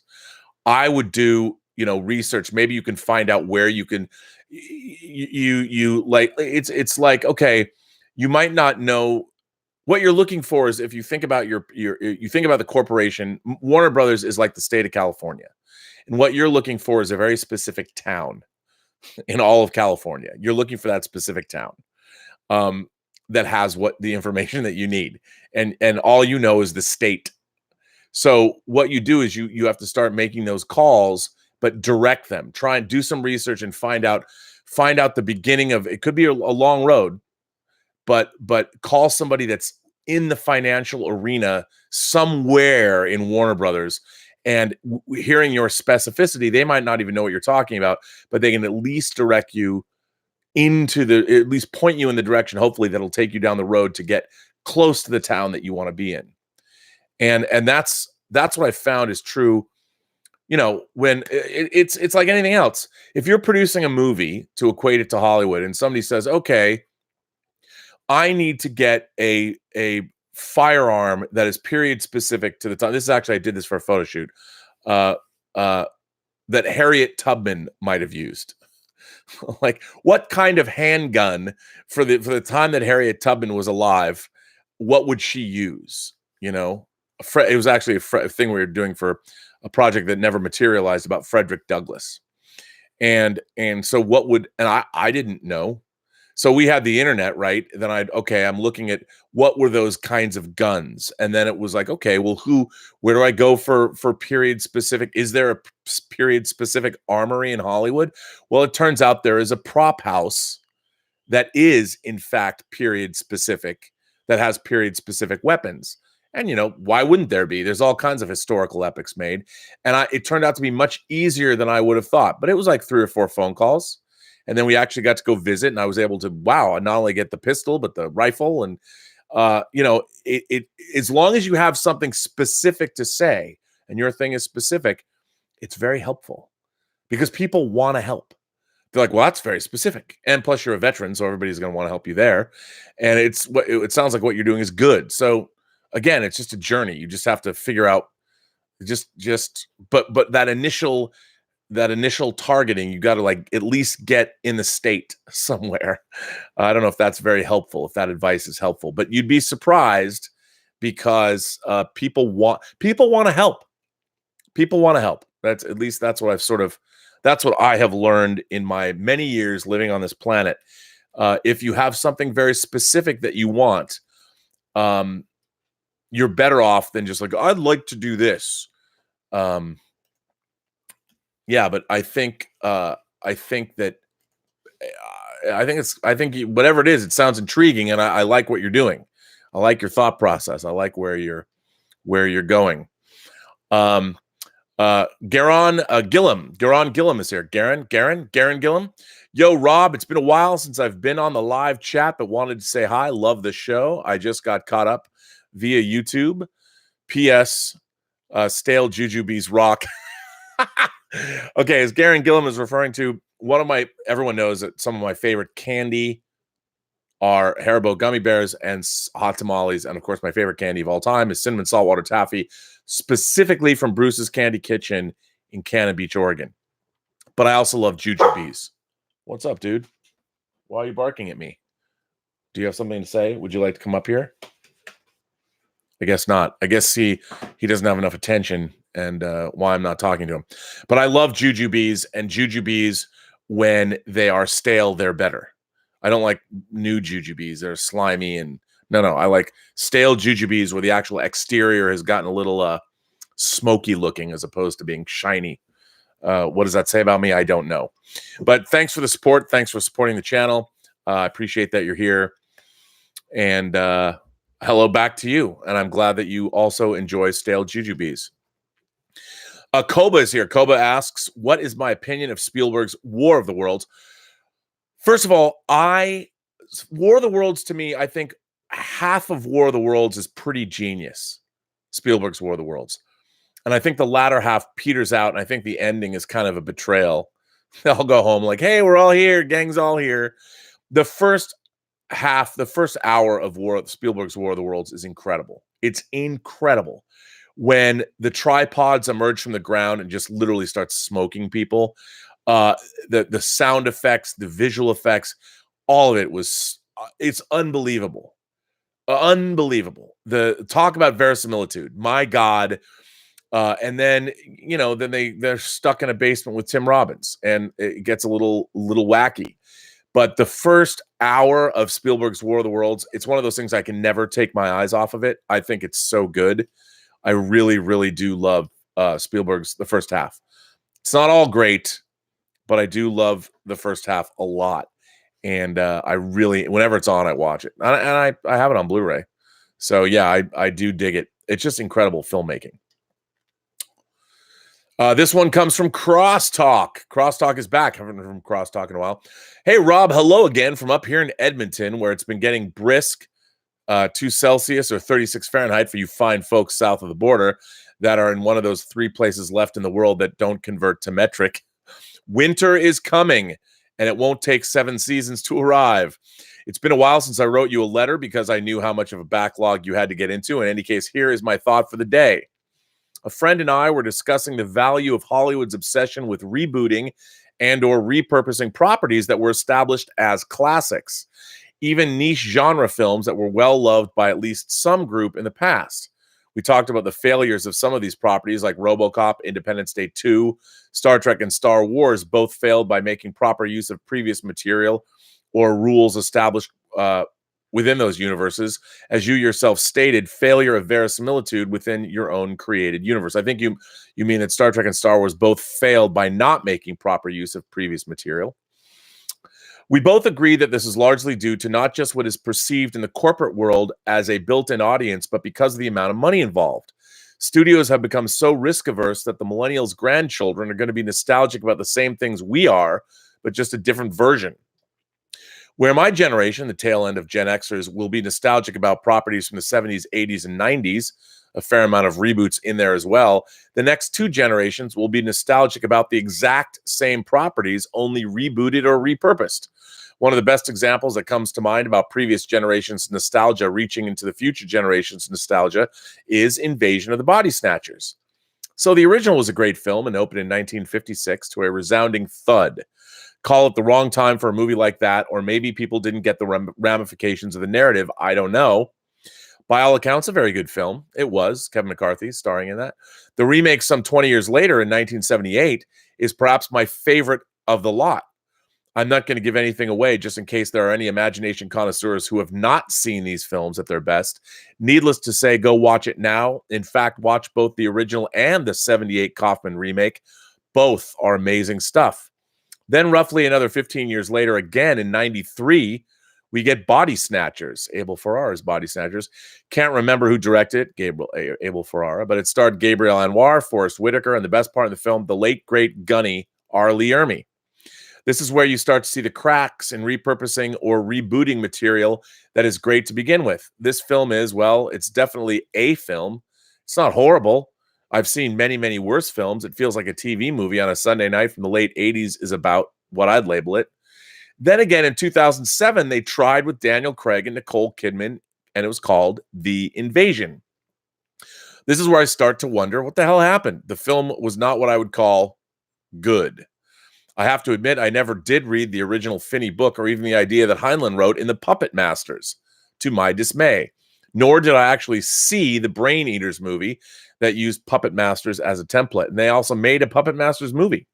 My introduction and slow decay of this beloved film was seen through my own eyes over a lifetime. I can only speak to my experience with the material and how I felt about it. My experience aside with this particular film leads me to my original posit. Are successive generations going to be doomed to be nostalgic over films that were great, but that are slowly being chipped away at into an unrecognizable mess after each remake? I'd love to hear what you think on this subject, Rob. I look forward to the chat responses, if any, on what the rest of the imagination connoisseurs who watch your show will think. As always, much love from the Great White North, and take off, hosers. This is a great letter, Crosstalk. First of all, as many people know, I think Philip Kaufman's Invasion of the Body Snatchers is not only one of the greatest remakes ever made, it's also one of my favorite science fiction / horror movies. It is an alien invasion movie, as I've said before, about an alien invasion that has already happened. The main characters just don't know it yet. It is a brilliant exercise in verisimilitude. It is a brilliant exercise in paranoia of acting. It is terrifying. It is really scary. It has one of the great endings of all time. Don't go look it up if you don't know it. And a lot of people I think pass it up because it's called Invasion of the Body Snatchers, but so is the original. The original is also a great film, very much a product of his time, based on a story. I think Jack Finney, is it Jack Finney who wrote the story? Body Snatchers was the original story. Well, what was interesting about the original film is it's sort of a parable about communism, the Red Menace. They're amongst us. They're here. And if you watch the remake, as Crosstalk rightfully pointed out, if you watch the original that was made in the mid-50s, you'll see Kevin McCarthy, and Kevin McCarthy has a cameo in the remake, which is actually very, very funny, but terrifying as well. And I think part of the here's what I've always thought of in terms of remakes, what the problem is. Movies and the stories that they choose to make movies out of are certainly products of their time. In the 50s, the post-World War II Red Scare, Cold War era, we had the McCarthy hearings. People were being accused of being communists, and they were in our midst. There are spies in our midst. Julius and Ethel Rosenberg were executed as spies. I mean, it was a time where we had real paranoia. People were being informed upon. You had, even in Hollywood, there were people that were blacklisted for potentially being communists. So the original Invasion of the Body Snatchers movie definitely has an undercurrent of that kind of the Red Scare of the time, that kind of paranoia. Now, what was really interesting about Philip Kaufman's version that's set in the 70s, San Francisco, it's in the city. There is this element of new age philosophy in a way. It's not overt. Well, it is kind of overt, but it's part of that. This idea that your personality, that you're going to be changed, and you're going to be through enlightenment. There's sort of this metaphor for self-help and everybody being self-actualized and what was happening to them. That is definitely a part of the film. So the time in which a movie is made plays a big part in how that movie is perceived or received and made. But look, the filmmakers are coming at it from one angle. Audiences certainly are coming at it from another angle. I think Invasion of the Body Snatchers over 20 years is one of the great remakes of all time. The other that I have often cited is The Fly. The original The Fly is, of course, hey, a mad scientist has created this thing, and at the end of the movie, there's something really terrible going on. And David Cronenberg's 1986 remake of The Fly is, again, I think, a movie that far surpasses the original, just like Kaufman's Invasion of the Body Snatchers. But there's so much there. People saw it as an AIDS parable. Once you're infected, I mean, obviously Seth Brundle, through his experimentation, accidentally splices himself with a fly, teleporting, didn't know what's up, and his body begins changing, revolting against him, and he's losing his humanity along with his various body parts. And again, it was seen as an AIDS metaphor because the time it came out, it was, to me, the culmination of Cronenberg's body horror stories that he began in the mid-70s with his feature They Came From Within, or AKA Shivers, but we knew it as They Came From Within. I mean, he was dealing with basically Cronenberg's oeuvre up to that point, other than, say, Fast Company, because he loved cars. But if you look at They Came From Within, you look at Rabid, you look at The Brood, you look at Videodrome, you look at Scanners, even to a certain extent, The Dead Zone. But all of his movies were, up to that time, all about how we as humans were beings of intellect and thought. And what happens when these fleshy cases that our minds are carried around in, our souls are carried around in, what happens when our bodies revolt against us? What do we do? How do we put down an open revolt of the very thing that keeps you alive? And the body horror genre was sort of born. And I think The Fly was a culmination of well, you could even say Dead Ringers, which came out in 88 afterwards. But movies are a product of their time. And while studios go back and they dig into stories and they're like, well, people like RoboCop, sometimes, yeah, it's okay to remake something, like you're remaking The Invasion. But I like Daniel Craig and Nicole Kidman in the movie, but that film was weak. It didn't really have much of a point of view. I think the studio's like, we've got to remake this. Abel Ferrara's, which there's some good stuff in the Ferrara remake of Invasion of the Body Snatchers. I like Meg Tilly gives a pretty chilling speech in the where you're gonna go when there's no one left like you. I mean, it's a great moment. Great moment. There's great moments in that. But by the time you get to the fourth version of the movie, there's no point of view there. You're just making a movie, and even the end is weak. I mean, the funny thing about that story, the Invasion of the Body Snatcher story, when it's done, it ends on a downbeat note, which I think is part of the appeal. But yeah, I think that just remaking things, the idea that, first of all, I don't think that there's going to be anybody who grew up thinking that The Invasion was a movie, or Invasion was a movie that they I really believe that the best versions of the movies are the versions that endure. Even look, people want to watch things that are of their era. Pop culture, a big part of pop culture is when it comes out. And I think the best pop culture sticks around, generations. We don't have a lot of great, especially music. There's some good music being made today, but music doesn't shape the zeitgeist the way that it used to. And, you don't have, everybody isn't listening to the same radio stations. And so things change. And I think movies, pop culture changes depending on the era. And by remaking things, if you've remade something and there's not enough of a spin that makes it of the time it was made, it ultimately is going to fail, because you're not saying anything new, and we already have the original that's already shaped culture, or however it's going to. I mean, what I find really interesting is the horror crowd. I know a lot of people that are a lot younger than me who are part of the horror. The horror community is one of, I think, the most astute and knowledgeable in terms of both history and understanding about all of this stuff, and even more so than the science fiction crowd. The horror crowd has fashion as well.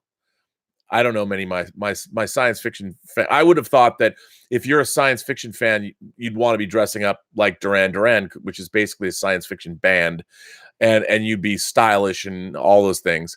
Horror people, yeah, they're more into the darkness and rock and roll and metal and whatever, but there's a fashion part of horror that I really respect and admire. I wish science fiction had more of that. But I do think that as we get further and further away with remakes and such, if you don't have a reason, if there isn't, see, now studios are risk averse, so they're like, what do we have that we can go remake? Well, if you remake something like RoboCop, which was, the remake was it Jose Padilla who did the Elite Force films? They borrow him, they bring him up from South America. They're like, hey man, direct a movie for Americans, and you remake RoboCop, but you're not allowed to put. I mean, RoboCop it is very much the product of Paul Verhoeven, and the time in which it was made, 80s consumerism and all that, and you need more than just. That's why RoboCop, which seemed like a stupid idea, became something very, very cool in the hands of Paul Verhoeven. The new RoboCop was sort of this much more earnest look at everything. There was still some interesting stuff there, but it was too much of a studio product, and you're never going to make that's the catch-22. You want to make something new that's interesting and exciting, but you're going to remake something so you have brand name recognition, but then the studio gives you notes and it becomes not good, and there's no personality to it, so it becomes disappointing. Both RoboCop and Total Recall, remakes of Paul Verhoeven movies, both I think fail, and because they don't have any life to them. They were made. Somebody looked and said, "What do we have in our coffers that we can remake? What's brand recognition?" And it's so silly to me that's how it works, because it'll never work. Unless you have somebody who's passionate, you can't take an old product, a movie especially, a story, repackage it and expect it to work if in fact you don't have a filmmaker, a visionary director, male or female, I don't care, whatever gender. You need somebody who is a passionate filmmaker that's going to bring something new to the material, the way Kaufman did. I mean, Kaufman was a resident of San Francisco. San Francisco is as much a part of the remake of Invasion of the Body Snatchers as anything else, and it's so great. And by the way, for those of you who've never seen it, I cannot recommend Philip Kaufman's Invasion of the Body Snatchers from 1978 more. Donald Sutherland, Jeff Goldblum, Brooke Adams, Veronica Cartwright. I mean, it is Leonard Nimoy. It is a fantastic, fantastic film. It's one of my favorite science fiction, if not horror films ever made. Please check it out. I implore you. It is great. And, it doesn't get talked about enough. But Shout Factory did put out a phenomenal Blu-ray of the film. Kartik Prasad says, I just wanted to support the Post-Geek Singularity. Well, Kartik, thank you. We all appreciate that. Thank you very much. Mark C says, Mark Chure is here. I look forward to Hollywood rediscovering Heinlein. I would love adaptations of Have Spacesuit Will Travel, or my favorite, The Day After Tomorrow. You know what? I mean, The Puppet Masters was made. Heinlein needs to be... I am very optimistic about classic science fiction in Hollywood now, because... Look, I'm not going to lie. It bummed me out. I wanted to make Clifford Simak's Way Station as the next movie that I directed. Lucas Kendall, who directed Skyfighter, I talked to him about this years ago. I said, here's an epic science fiction story that can be done on a small budget, that's character-based, that I dearly want to make. And I even have a copy of it in the bathroom, because whenever I, do my business, I'm reading there too. So that book is always there, because I was, thumbing through it, like, how would I do this and how would I do that? And to read that Matt Reeves is now, his company's making it for Netflix. Great. Obviously my taste is not off base, but it bummed me out that the 1963 Hugo winner that I thought wasn't being looked at by anyone. Hey, again, I did not make any efforts to acquire the rights to the book, but there are other books now that I want to make. But I hope Robert Heinlein. I've wanted to see Stranger in a Strange Land my whole life. I mean, I love that book. Time Enough for Love. There's other Heinlein books like Friday and Job, a comedy of justice.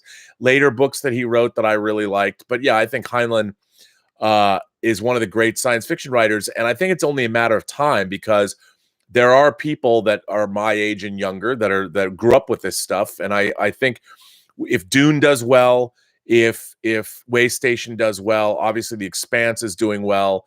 even though that's a newer science fiction series. There's so much great science fiction that has never been adapted, and people are going to start delving into it. If it's successful, you're going to see a lot more. And I think Heinlein is ripe for rediscovery. I think you're absolutely correct. I would love to see that happen. The Puppet Masters is not, the movie is not great, not a great example of Heinlein, but it's not horrible. I think Kino put it out on Blu-ray recently too, but definitely something worth checking out. It's interesting, but doesn't exactly represent him well. But yeah, I think Half Spacesuit Will Travel is so good. I mean, you could make that into a series if you wanted to. Sadhu's Screening Room is here. Sadhu says, I think Paul Thomas Anderson's Magnolia is a masterpiece. I've seen Magnolia twice, and I think it's my least favorite of his films. I think I really thought it was pretentious, but it's beautifully made. I love Tom Cruise's performance in the movie. It's something I would like to go revisit, and maybe it's because I loved Boogie Nights so much, and it's unfair to compare the two movies because they have really nothing to do with each other except for the fact that they both are set in Los Angeles in different times. But yeah, there are a lot of people I know that think Magnolia is a masterpiece. And to be honest, I don't own Magnolia. I need to go back. I should go back and revisit that and pick it up. I mean, look, There Will Be Blood, The Phantom Thread, even Punch Drunk Love. I'm a big Paul Thomas Anderson fan, but Magnolia's Inherent Vice. But I was not a fan of Magnolia. I should probably go check that out. I really should. Alexander Wilson is here. He says, you always mention Ryan Coogler, and Creed as a good example of how to bring new ideas, but one producer took out a second mortgage to finance the film. They couldn't convince the financiers to finance the movie. That's interesting. I did not know that. Yeah, well, they were wrong. Those financiers were wrong. But I'll tell you something. Everybody is risk averse in Hollywood. I have talked to so many people working in the low budget film arena. Tango Shalom is an example. I want Tango Shalom done. What I hope to do for myself for Tango Shalom, what I hope to do with anything, is when I've made Tango Shalom, when we finish it, I can show it to people as the producer, as a producer on it, and as the editor and somebody that was instrumental, like Sisyphus. I kept pushing that movie up the hill and it kept rolling down over me, but we kept it going. Gabe and I kept it going with the help of the producers. But, we've been working on this film for a long time. Gabe longer than me. You want to use that movie and say, look, here's a film. This is the kind of movie that we're going to make. We want to make it for a price. You want to get somebody to finance it. Financing movies is very, very, very difficult. Even a Rocky sequel, because you cannot prove your return. Every other business has a way, as I've said this before, I'll use this example again. If you're investing in real estate, say you're investing in a commercial building, say a 6-story mixed-use building on a corner here in Pasadena, you know how much square footage is worth, both for retail and for residential. So if you're investing in a building that is so many square feet, you know that once it is full, and it will be full because of where you're building it, that how much money you are going to make, say, every month from that piece of real estate. It is not a big stretch to invest in something like that, because you as an investor know you're going to get a return. You cannot make those promises with movies. You can't.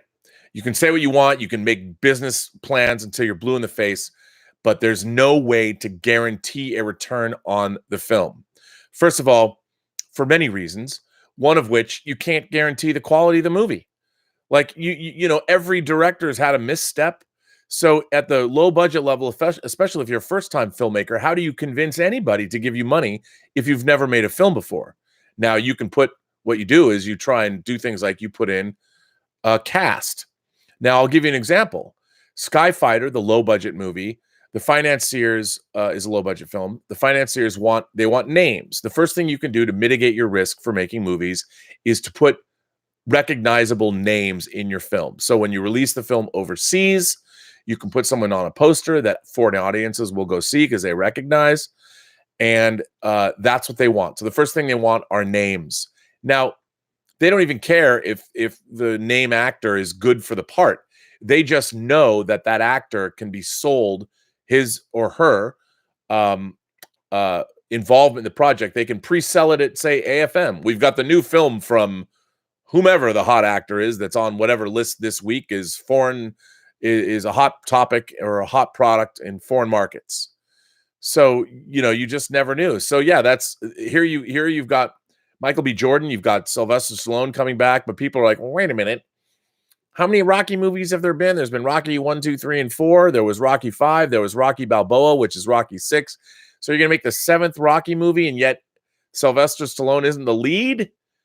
Michael B. Jordan. Who is Michael B. Jordan? Who is Ryan Coogler? Oh, he made Fruitvale Station? Like, why should they invest in that? I mean, actually, it's not a bad investment, but they probably wanted a little bit more than you don't have a lead actress or an actor in Creed. I mean, now post Ragnarok, Tessa Thompson, playing Valkyrie, and Michael B. Jordan playing Killmonger. Who wouldn't want them in a movie? But at the time, that hadn't happened yet, so it was a risk. So people didn't come to the table, which is kind of a bummer. I mean, it sucks to be them. Whoever turned down Creed, who said no to Creed, look at where they are. I mean, that was the genius of Stallone and Coogler to do this. I mean, they knew. Alexander Wilson also goes on to say that I love this. Everybody has a plan until they are punched in the face, as Mike Tyson said, or as I like to, the same idea is no battle plan ever survives contact with the enemy, which I love. Same idea. One's more personal. How does that quote relate to films and filmmaking? Well, here's the thing. Everybody has a plan until they're punched in the face, assumes that something necessarily bad is going to happen. The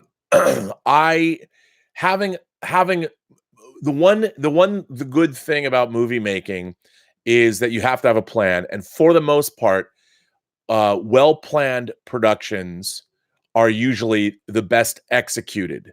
They come off very, very well. There's many people have always equated going to war and movie making because basically you're moving around personnel and materials, and a lot of them. You have something you want to accomplish every day. You have to do what's called making your day, which means that you have to shoot however many pages of a script. Now, this is true for production. So when you're producing a movie, you have a screenplay. Let's say it's a 100-page screenplay. All right. And you're shooting for,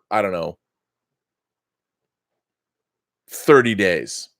So for the most part, that you need to get basically what? 3 and 2/3 of a page every day. You have to shoot 3 pages plus every day for 30 days to get to the end of because it's to get to the 100-page script. You need to get a little over 3.5 pages a day. So that's your day. You have to get those 3.5 pages shot per day. Now, there could be people sitting around a table talking, or it could be a car chase. So, you have to decide, how are you going to do that? A car chase is going to take more. So you might then have to shoot 6 pages a different day, and because you're going to need 2 days for the car chase. So you need a plan. And for the most part, movies that are meticulously planned, you have a great first AD, you have a great production manager. These are valuable people to have. Making movies is a lot of fun because for the most part, the people that work on films, especially movies when you're talking millions of dollars, are usually very good at their jobs. Now, here's something you can't necessarily anticipate as much as you try. Say you're shooting outdoors for 10 of those 30 days. You can't control the weather. You can have what are called cover sets. So in case there's rain or it snows or whatever, you can go to a cover set. That's all part of your plan. And a cover set's an indoor set or another set that isn't outside. So you plan for as much as you can. And for the most part, when you're making films that you have to roll with the punches. And the best filmmakers are aware of that. They know these things can happen. But for the most part, if you have a great plan, then you can deviate from it. But for the most part, movie making, the plans people have for movie making are usually pretty strong for the most part. I've seen crazy stuff happen. Chronicles of Narnia, for instance, when they were up in Flock Hill, up in the mountains on the South Island of New Zealand, there was a green screen stage, giant interior. They built a tent, this big giant tent, like almost the size of a football field. One day this storm came barreling down through the mountains, literally, and picked up this giant tent, basically threw it off the mountain. I mean, what do? You didn't know that was going to happen, but they have things, they have contingencies. I mean, this was a monstrously huge production, so they fix it. But you don't know that weather is going to come and destroy your cover set. You don't know. So you just roll with the punches. But for the most part, movie productions are finely tuned. Also, you're not fighting a villain. You're not fighting an enemy. So no one's usually trying to mess your stuff up. Usually can get back on track. But anyway, that's a good question. That is a very good question, Alexander. I hope I answer that to the best of my ability. This next letter is from CK. CK says, "Dear Rob, I know that I'm not that active on live chats. Usually I'm sleeping at that hour or just too tired to write anything intelligible. Not that in this letter I'm that good. After I've watched your chats for the first time, I can easily say that you are addictive. And no morning coffee is good enough if you are not on my monitor talking." That's very nice of you to say. That being said, I must disagree with you on a thing. You keep saying that everyone is trying to make the best movies. But since you don't know everyone, wouldn't it be too much praising for your fellow colleagues? Anyway, in some way, I do agree with you on this one because Hollywood, it's like a jungle and you must try and do your best or you are out. That being said, do you think trying is going to make that person good at what they're doing? Being perseverant and wanting to do better can certainly put you on the right trajectory, but it's not a 100% success recipe because sometimes, regardless of the fact that you keep trying, you just don't have that affinity for that particular thing. Totally agree. I myself, since I'm a hands-on kind of guy, or my employees every day, try to make the best on what we're doing, but the reality is rarely when we can say that we did an absolutely premium job, and depending on the point of view, not even then. When the shit hits the fan, regardless of the mistake was mine or my employees, I will talk to my client and take the blame on myself. I will refund or remake the work or produce, but I have to be modest and explain and offer solutions to the guy that is paying me. As a consumer, I don't care about how much the people behind the curtain are trying, just what the product was that was promised to me. I agree. When my laser tube doesn't provide the power that I was promised, I'll just send it back. I don't care about the fact that the provider tried his best.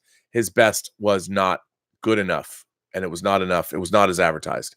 Everyone doing his best to make the best produce, or I think product. I think you're trying to say product.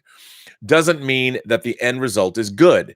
When it isn't, someone is to blame. I'm not to blame for, I'm just the consumer. And since I'm the only one that pays that Star Trek Discovery in the last and I'm not the only one that says that Star Trek Discovery in the last 2 episodes of Star Wars are lame and crappy, that doesn't make me a pariah. It just does make a lot of people unhappy. You will probably say that those movies were a success since we are waiting for the 3rd series of Star Trek Discovery and the billions that Star Wars is making. Since you said that most of YouTubers are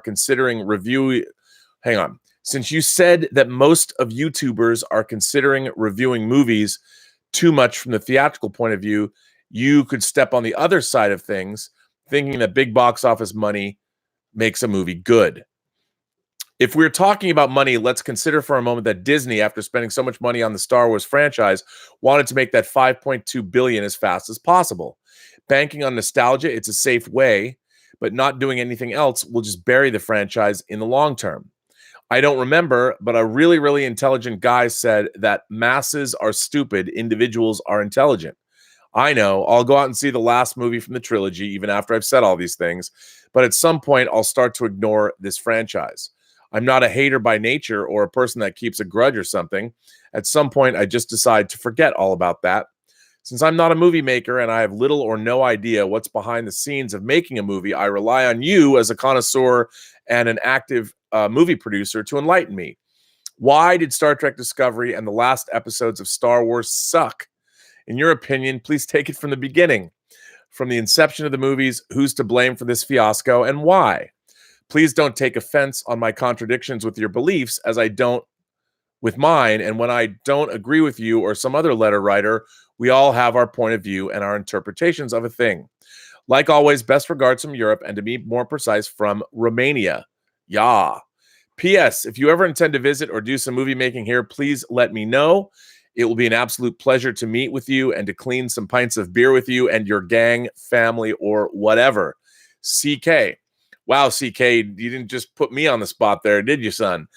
And I'm kidding, you did. Wow, I have to gather my thoughts. Let me gather my thoughts on this. First of all, let's see. Mark C says, if anyone is unfamiliar with Heinlein's Day After Tomorrow, you might find the book under its other title, The Sixth Column. Wow, I didn't know it had the other title. DJC001 says, hey, Rob, more of an underworld lore or Resident Evil guy?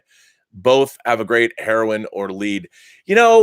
First of all, I love Kate Beckinsale, so Underworld's there. But then again, I love me some. Those are, to tell you the truth, I like them both. I like them both. They're both like obviously upscale B movies. The whole series are B movies, but I like them. I do. I like them both, and I think they're both great little series. I've had fun with all those movies, and I mean they're rebooting Resident Evil again. So I like them both. Stephen Foley says, hey, Rob, I watched an amazing film called The Peanut Butter Falcon. Most uplifting film of the year. I added this again. It's just a time loop. Well, yeah, that is the new movie that stars, oh my God. Why am I drawing a blank on his name? He's also Honey Boy. The star of the Transformers movies. Why am I drawing a blank on his name? Just do it. I can't believe it. I can't believe it happens. I'm drawing a blank on his name. I see his face. He was in, of course, he was in Nymphomaniac. Why am I drawing him? Shia LaBeouf. Yes, thank you. Shia LaBeouf. I've even met Shia LaBeouf. I can't believe I couldn't get his name out. So The Peanut Butter Falcon is a movie where Shia LaBeouf plays a guy who befriends a kid with Down syndrome. And I guess played by an actual kid who has Down syndrome. And by all accounts, it's a wonderful movie. I have not seen it. I want to see it, but it looks great. That's definitely a movie I would catch up with on Netflix. I'm sure Elizabeth and I will watch it. Now, to go back to CK's question, here's the thing. I think the real problem, modern Star Trek, and I mean modern Star Trek, starting with Star Trek 09, and also modern Star Wars, started with the same problem. They had to be approached by definition as money-making enterprises first. The new Star Trek 09, and then later Discovery was helping launch CBS All Access. So it wasn't like somebody said, I've got a great idea for a Star Trek movie or a Star Trek series, or somebody said, I have a great idea for a Star Wars movie. Unlike Ryan Coogler, who was a fan, he'd made Fruitville Station, to go back to Alexander Wilson's question. Ryan Coogler had an idea for a Rocky movie in continuity with new characters and went to Sylvester Stallone and pitched the idea. So you had a filmmaker who was passionate about something and ended up making Creed, which I think is a big reason why I think it succeeds. Look, I've constantly talked about, I've sung the praises of Creed. Do I think Creed is the greatest movie in the world? No. However, as a film that's part of a franchise, I think it's beautifully made. I think it's beautifully acted. But more importantly, it had a point of view, which is what caused it to get made in the first place.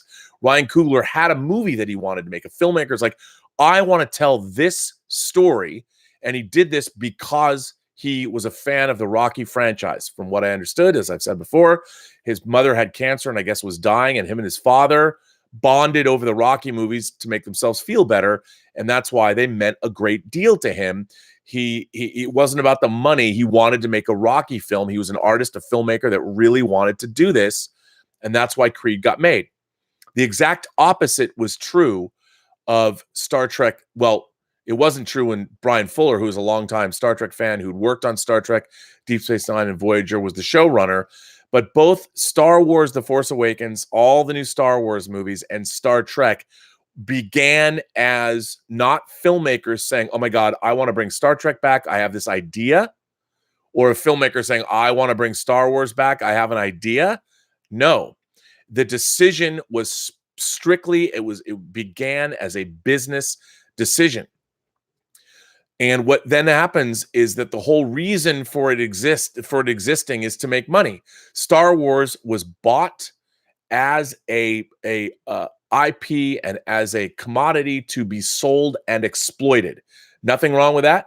I have no problem with that. But the problem is it wasn't bought because Bob Iger's like, can you imagine if a filmmaker had said, I have this incredible idea for the next 3 Star Wars movies. I want to make this trilogy. Here's my story. And that filmmaker went to Bob Iger and said, I've got this great story. Disney should buy Star Wars. George Lucas is going to sell it. I know how to make these next Star Wars movies. And then because the filmmaker would have already had an idea. Because after all, what is a movie but storytelling? The problem is when your desire to create a story is defined by, first and foremost, the money that your IP, if your IP is going to be exploited like Star Wars was going to be. We bought Star Wars, we spent $4 billion plus on it. Now we have to make our money back. So the only reason that you are making that movie is to make your money. That's it. It wasn't like Disney had a great idea for the Star Wars franchise. They just wanted to take Star Wars and exploit it. The problem is when that's all you have, that means the story that you're telling is now by definition going to be defined by people that aren't storytellers. And that is the single biggest problem with franchise filmmaking today. It becomes first and foremost a money-making enterprise. And I get it. It always is. But unless you have the story to tell, and if you're allowing people that are in charge of the money to define what story you're telling, the story is going to be inherently unworkable at some point or inherently disappointing on some level because the story isn't true to itself. It began as a money-making enterprise, and what you're doing is you're finding people, oh, this guy's good. And who isn't a Star Wars fan? I mean, every filmmaker. You're not going to turn down Star Wars. And J.J. Abrams, he looked at it as a business proposition as well. And even that didn't work out. You know what? If J.J. Abrams, as Bad Robot went and made a deal with Warner Brothers, $500 million deal. J.J. Abrams wanted a lucrative home where he could be making lots of money and make what he wants to make, unfettered by the constraints of the studio or whatever. They paid him $500 million. He didn't stick around with Disney. I mean, even though he's making Rise of Skywalker, it wasn't like Disney rolled up $500 million. AJ joined the fold the way we have Pixar and Marvel now. Nope, didn't do that. But that's the problem, CK. That's the single biggest problem, is that when you're making a movie strictly, movies are the collision of art and commerce. But when you start a movie project off with only commerce as your goal, you're never gonna. You're no matter what movie you're gonna make, it's sort of deeply flawed unless you have a filmmaker. Jon Favreau taking on Jungle Book. That was something new. I'm sure as a filmmaker, he was challenging himself. He knew what kind of technology. He's applied what he learned on Jungle Book to The Mandalorian and to Lion King. I'm sure, look, Disney was always going to make Lion King, but you cannot tell me that Jon Favreau was not passionate about applying what he'd learned on Jungle Book and then what he later learned on Mandalorian. He was learning how to do things, and he wanted to make that movie. So you had a filmmaker that was passionate. I'm not saying that J.J. Abrams didn't want to make a Star Wars movie, but he was hired. Then they had to come up with a story. They had to come up with a story that was approved by Disney. Well, we have to make a story as Bob Iger said in his book. Bob Iger laid it out We had to make the most safe, familiar, easy to digest Star Wars story we could. So basically, let's retell Episode 4. Let's retell A New Hope, because why not? And unfortunately, that's what we wound up with, and that's problematic. That's really problematic. But the movie, because of Star Wars, it is a it $2 billion. And Last Jedi, I mean, it's made money. So the funny thing here's what people don't understand. From Disney's perspective, Last Jedi and Force Awakens did exactly what they were supposed to do. Big hit. Disney loved it. They got what they wanted. They as a matter of fact, it exceeded their expectations. $1 billion? $2 billion? I mean, sure, Solo was a disappointment for various reasons. But again, they were making Star Wars movies. They'd done the Obi-Wan movie. They're saying that the Obi-Wan series is only 4 episodes. So if they had Ewan McGregor come back instead of making a Star Wars movie, playing Obi-Wan Kenobi, rather than making a solo movie, because Ewan McGregor is the one actor. There's 2 actors in the world that have existed that can play Obi-Wan that are considered legit. One is Alec Guinness, and he's not with us. The other is Obi-Wan Kenobi. So there's Ewan McGregor. There's an authenticity there. Anybody who watches anything, if it's done well, Ewan McGregor's Star Wars story, which is now going to be streaming instead of a movie, has immediate authenticity because that's actually Obi-Wan Kenobi. McGregor really is that dude. Whereas you recast Solo, you were hamstringing yourself from the very beginning because that isn't Han Solo. We just saw real Han Solo in a movie. And I think that was really part of the reason. I liked Solo. Is a perfect no. But that movie was never going to succeed. It could have been the greatest movie ever made. But Harrison Ford was not playing Han Solo. And Alden Ehrenreich, I thought he was good. But no one was ever going to accept that. No one was going to. It was never going to work. If they had made Obi-Wan Kenobi, it would have been a huge hit like Rogue One. You know, Rogue One, another movie that made $1 billion. But again, even Rogue One, the John Knoll at ILM came up with that idea, pitched that idea. A fan came up with that idea. Also a working professional. Of course, they had, problems making it with the director and all that, but still, it was made. The idea was sound because a fan came up with it. And then they had to go to Disney and go, hey, just like Creed. John Knoll's like, I've got this idea. What if we made this movie? He goes to Kathleen Kennedy and says, hey, you're pretty irresistible. So Rogue One was made for the right reasons. And Disney's like, okay, Kathleen Kennedy, great. And look, they won. They won on that. So good for them. Anyway, Sadhu Screening Room says, seen a ghost story. Beautiful audiovisual journey. A ghost story based on the Peter Straub book that came out in 1981, or a ghost story the later version with Casey Affleck. I liked that one, if that's what you're talking about. But yeah, I think that movie's actually really good, if that's the one you're talking about. Well, ladies and gentlemen, that brings this long Sunday chat. Oh, let me before I leave. Before I sign off, why don't we see how the Seahawks are doing, ladies and gentlemen? Let's see. Final 27-10. The Jedi Knights of the Pacific Northwest taking it to the streets, or at least to the Arizona Cardinals. Did I say Atlanta? I said that they're playing Atlanta. Why did I say that? It was the Arizona Cardinals. Because the Falcons? Was I not paying attention? Apparently I'm an idiot. But I don't know why I was saying that. But yes, I knew they were playing Arizona. 27-10. I don't know why I said Arizona Falcons. You know what? I'm in movie mode, not pillory me later. But listen, everybody, I want to thank you for supporting the channel. I want to thank my moderators. I want to thank Detective Jim. I would like to thank, and by the way, Detective Jim and Mike Bodden are fighting on the moon. I love that.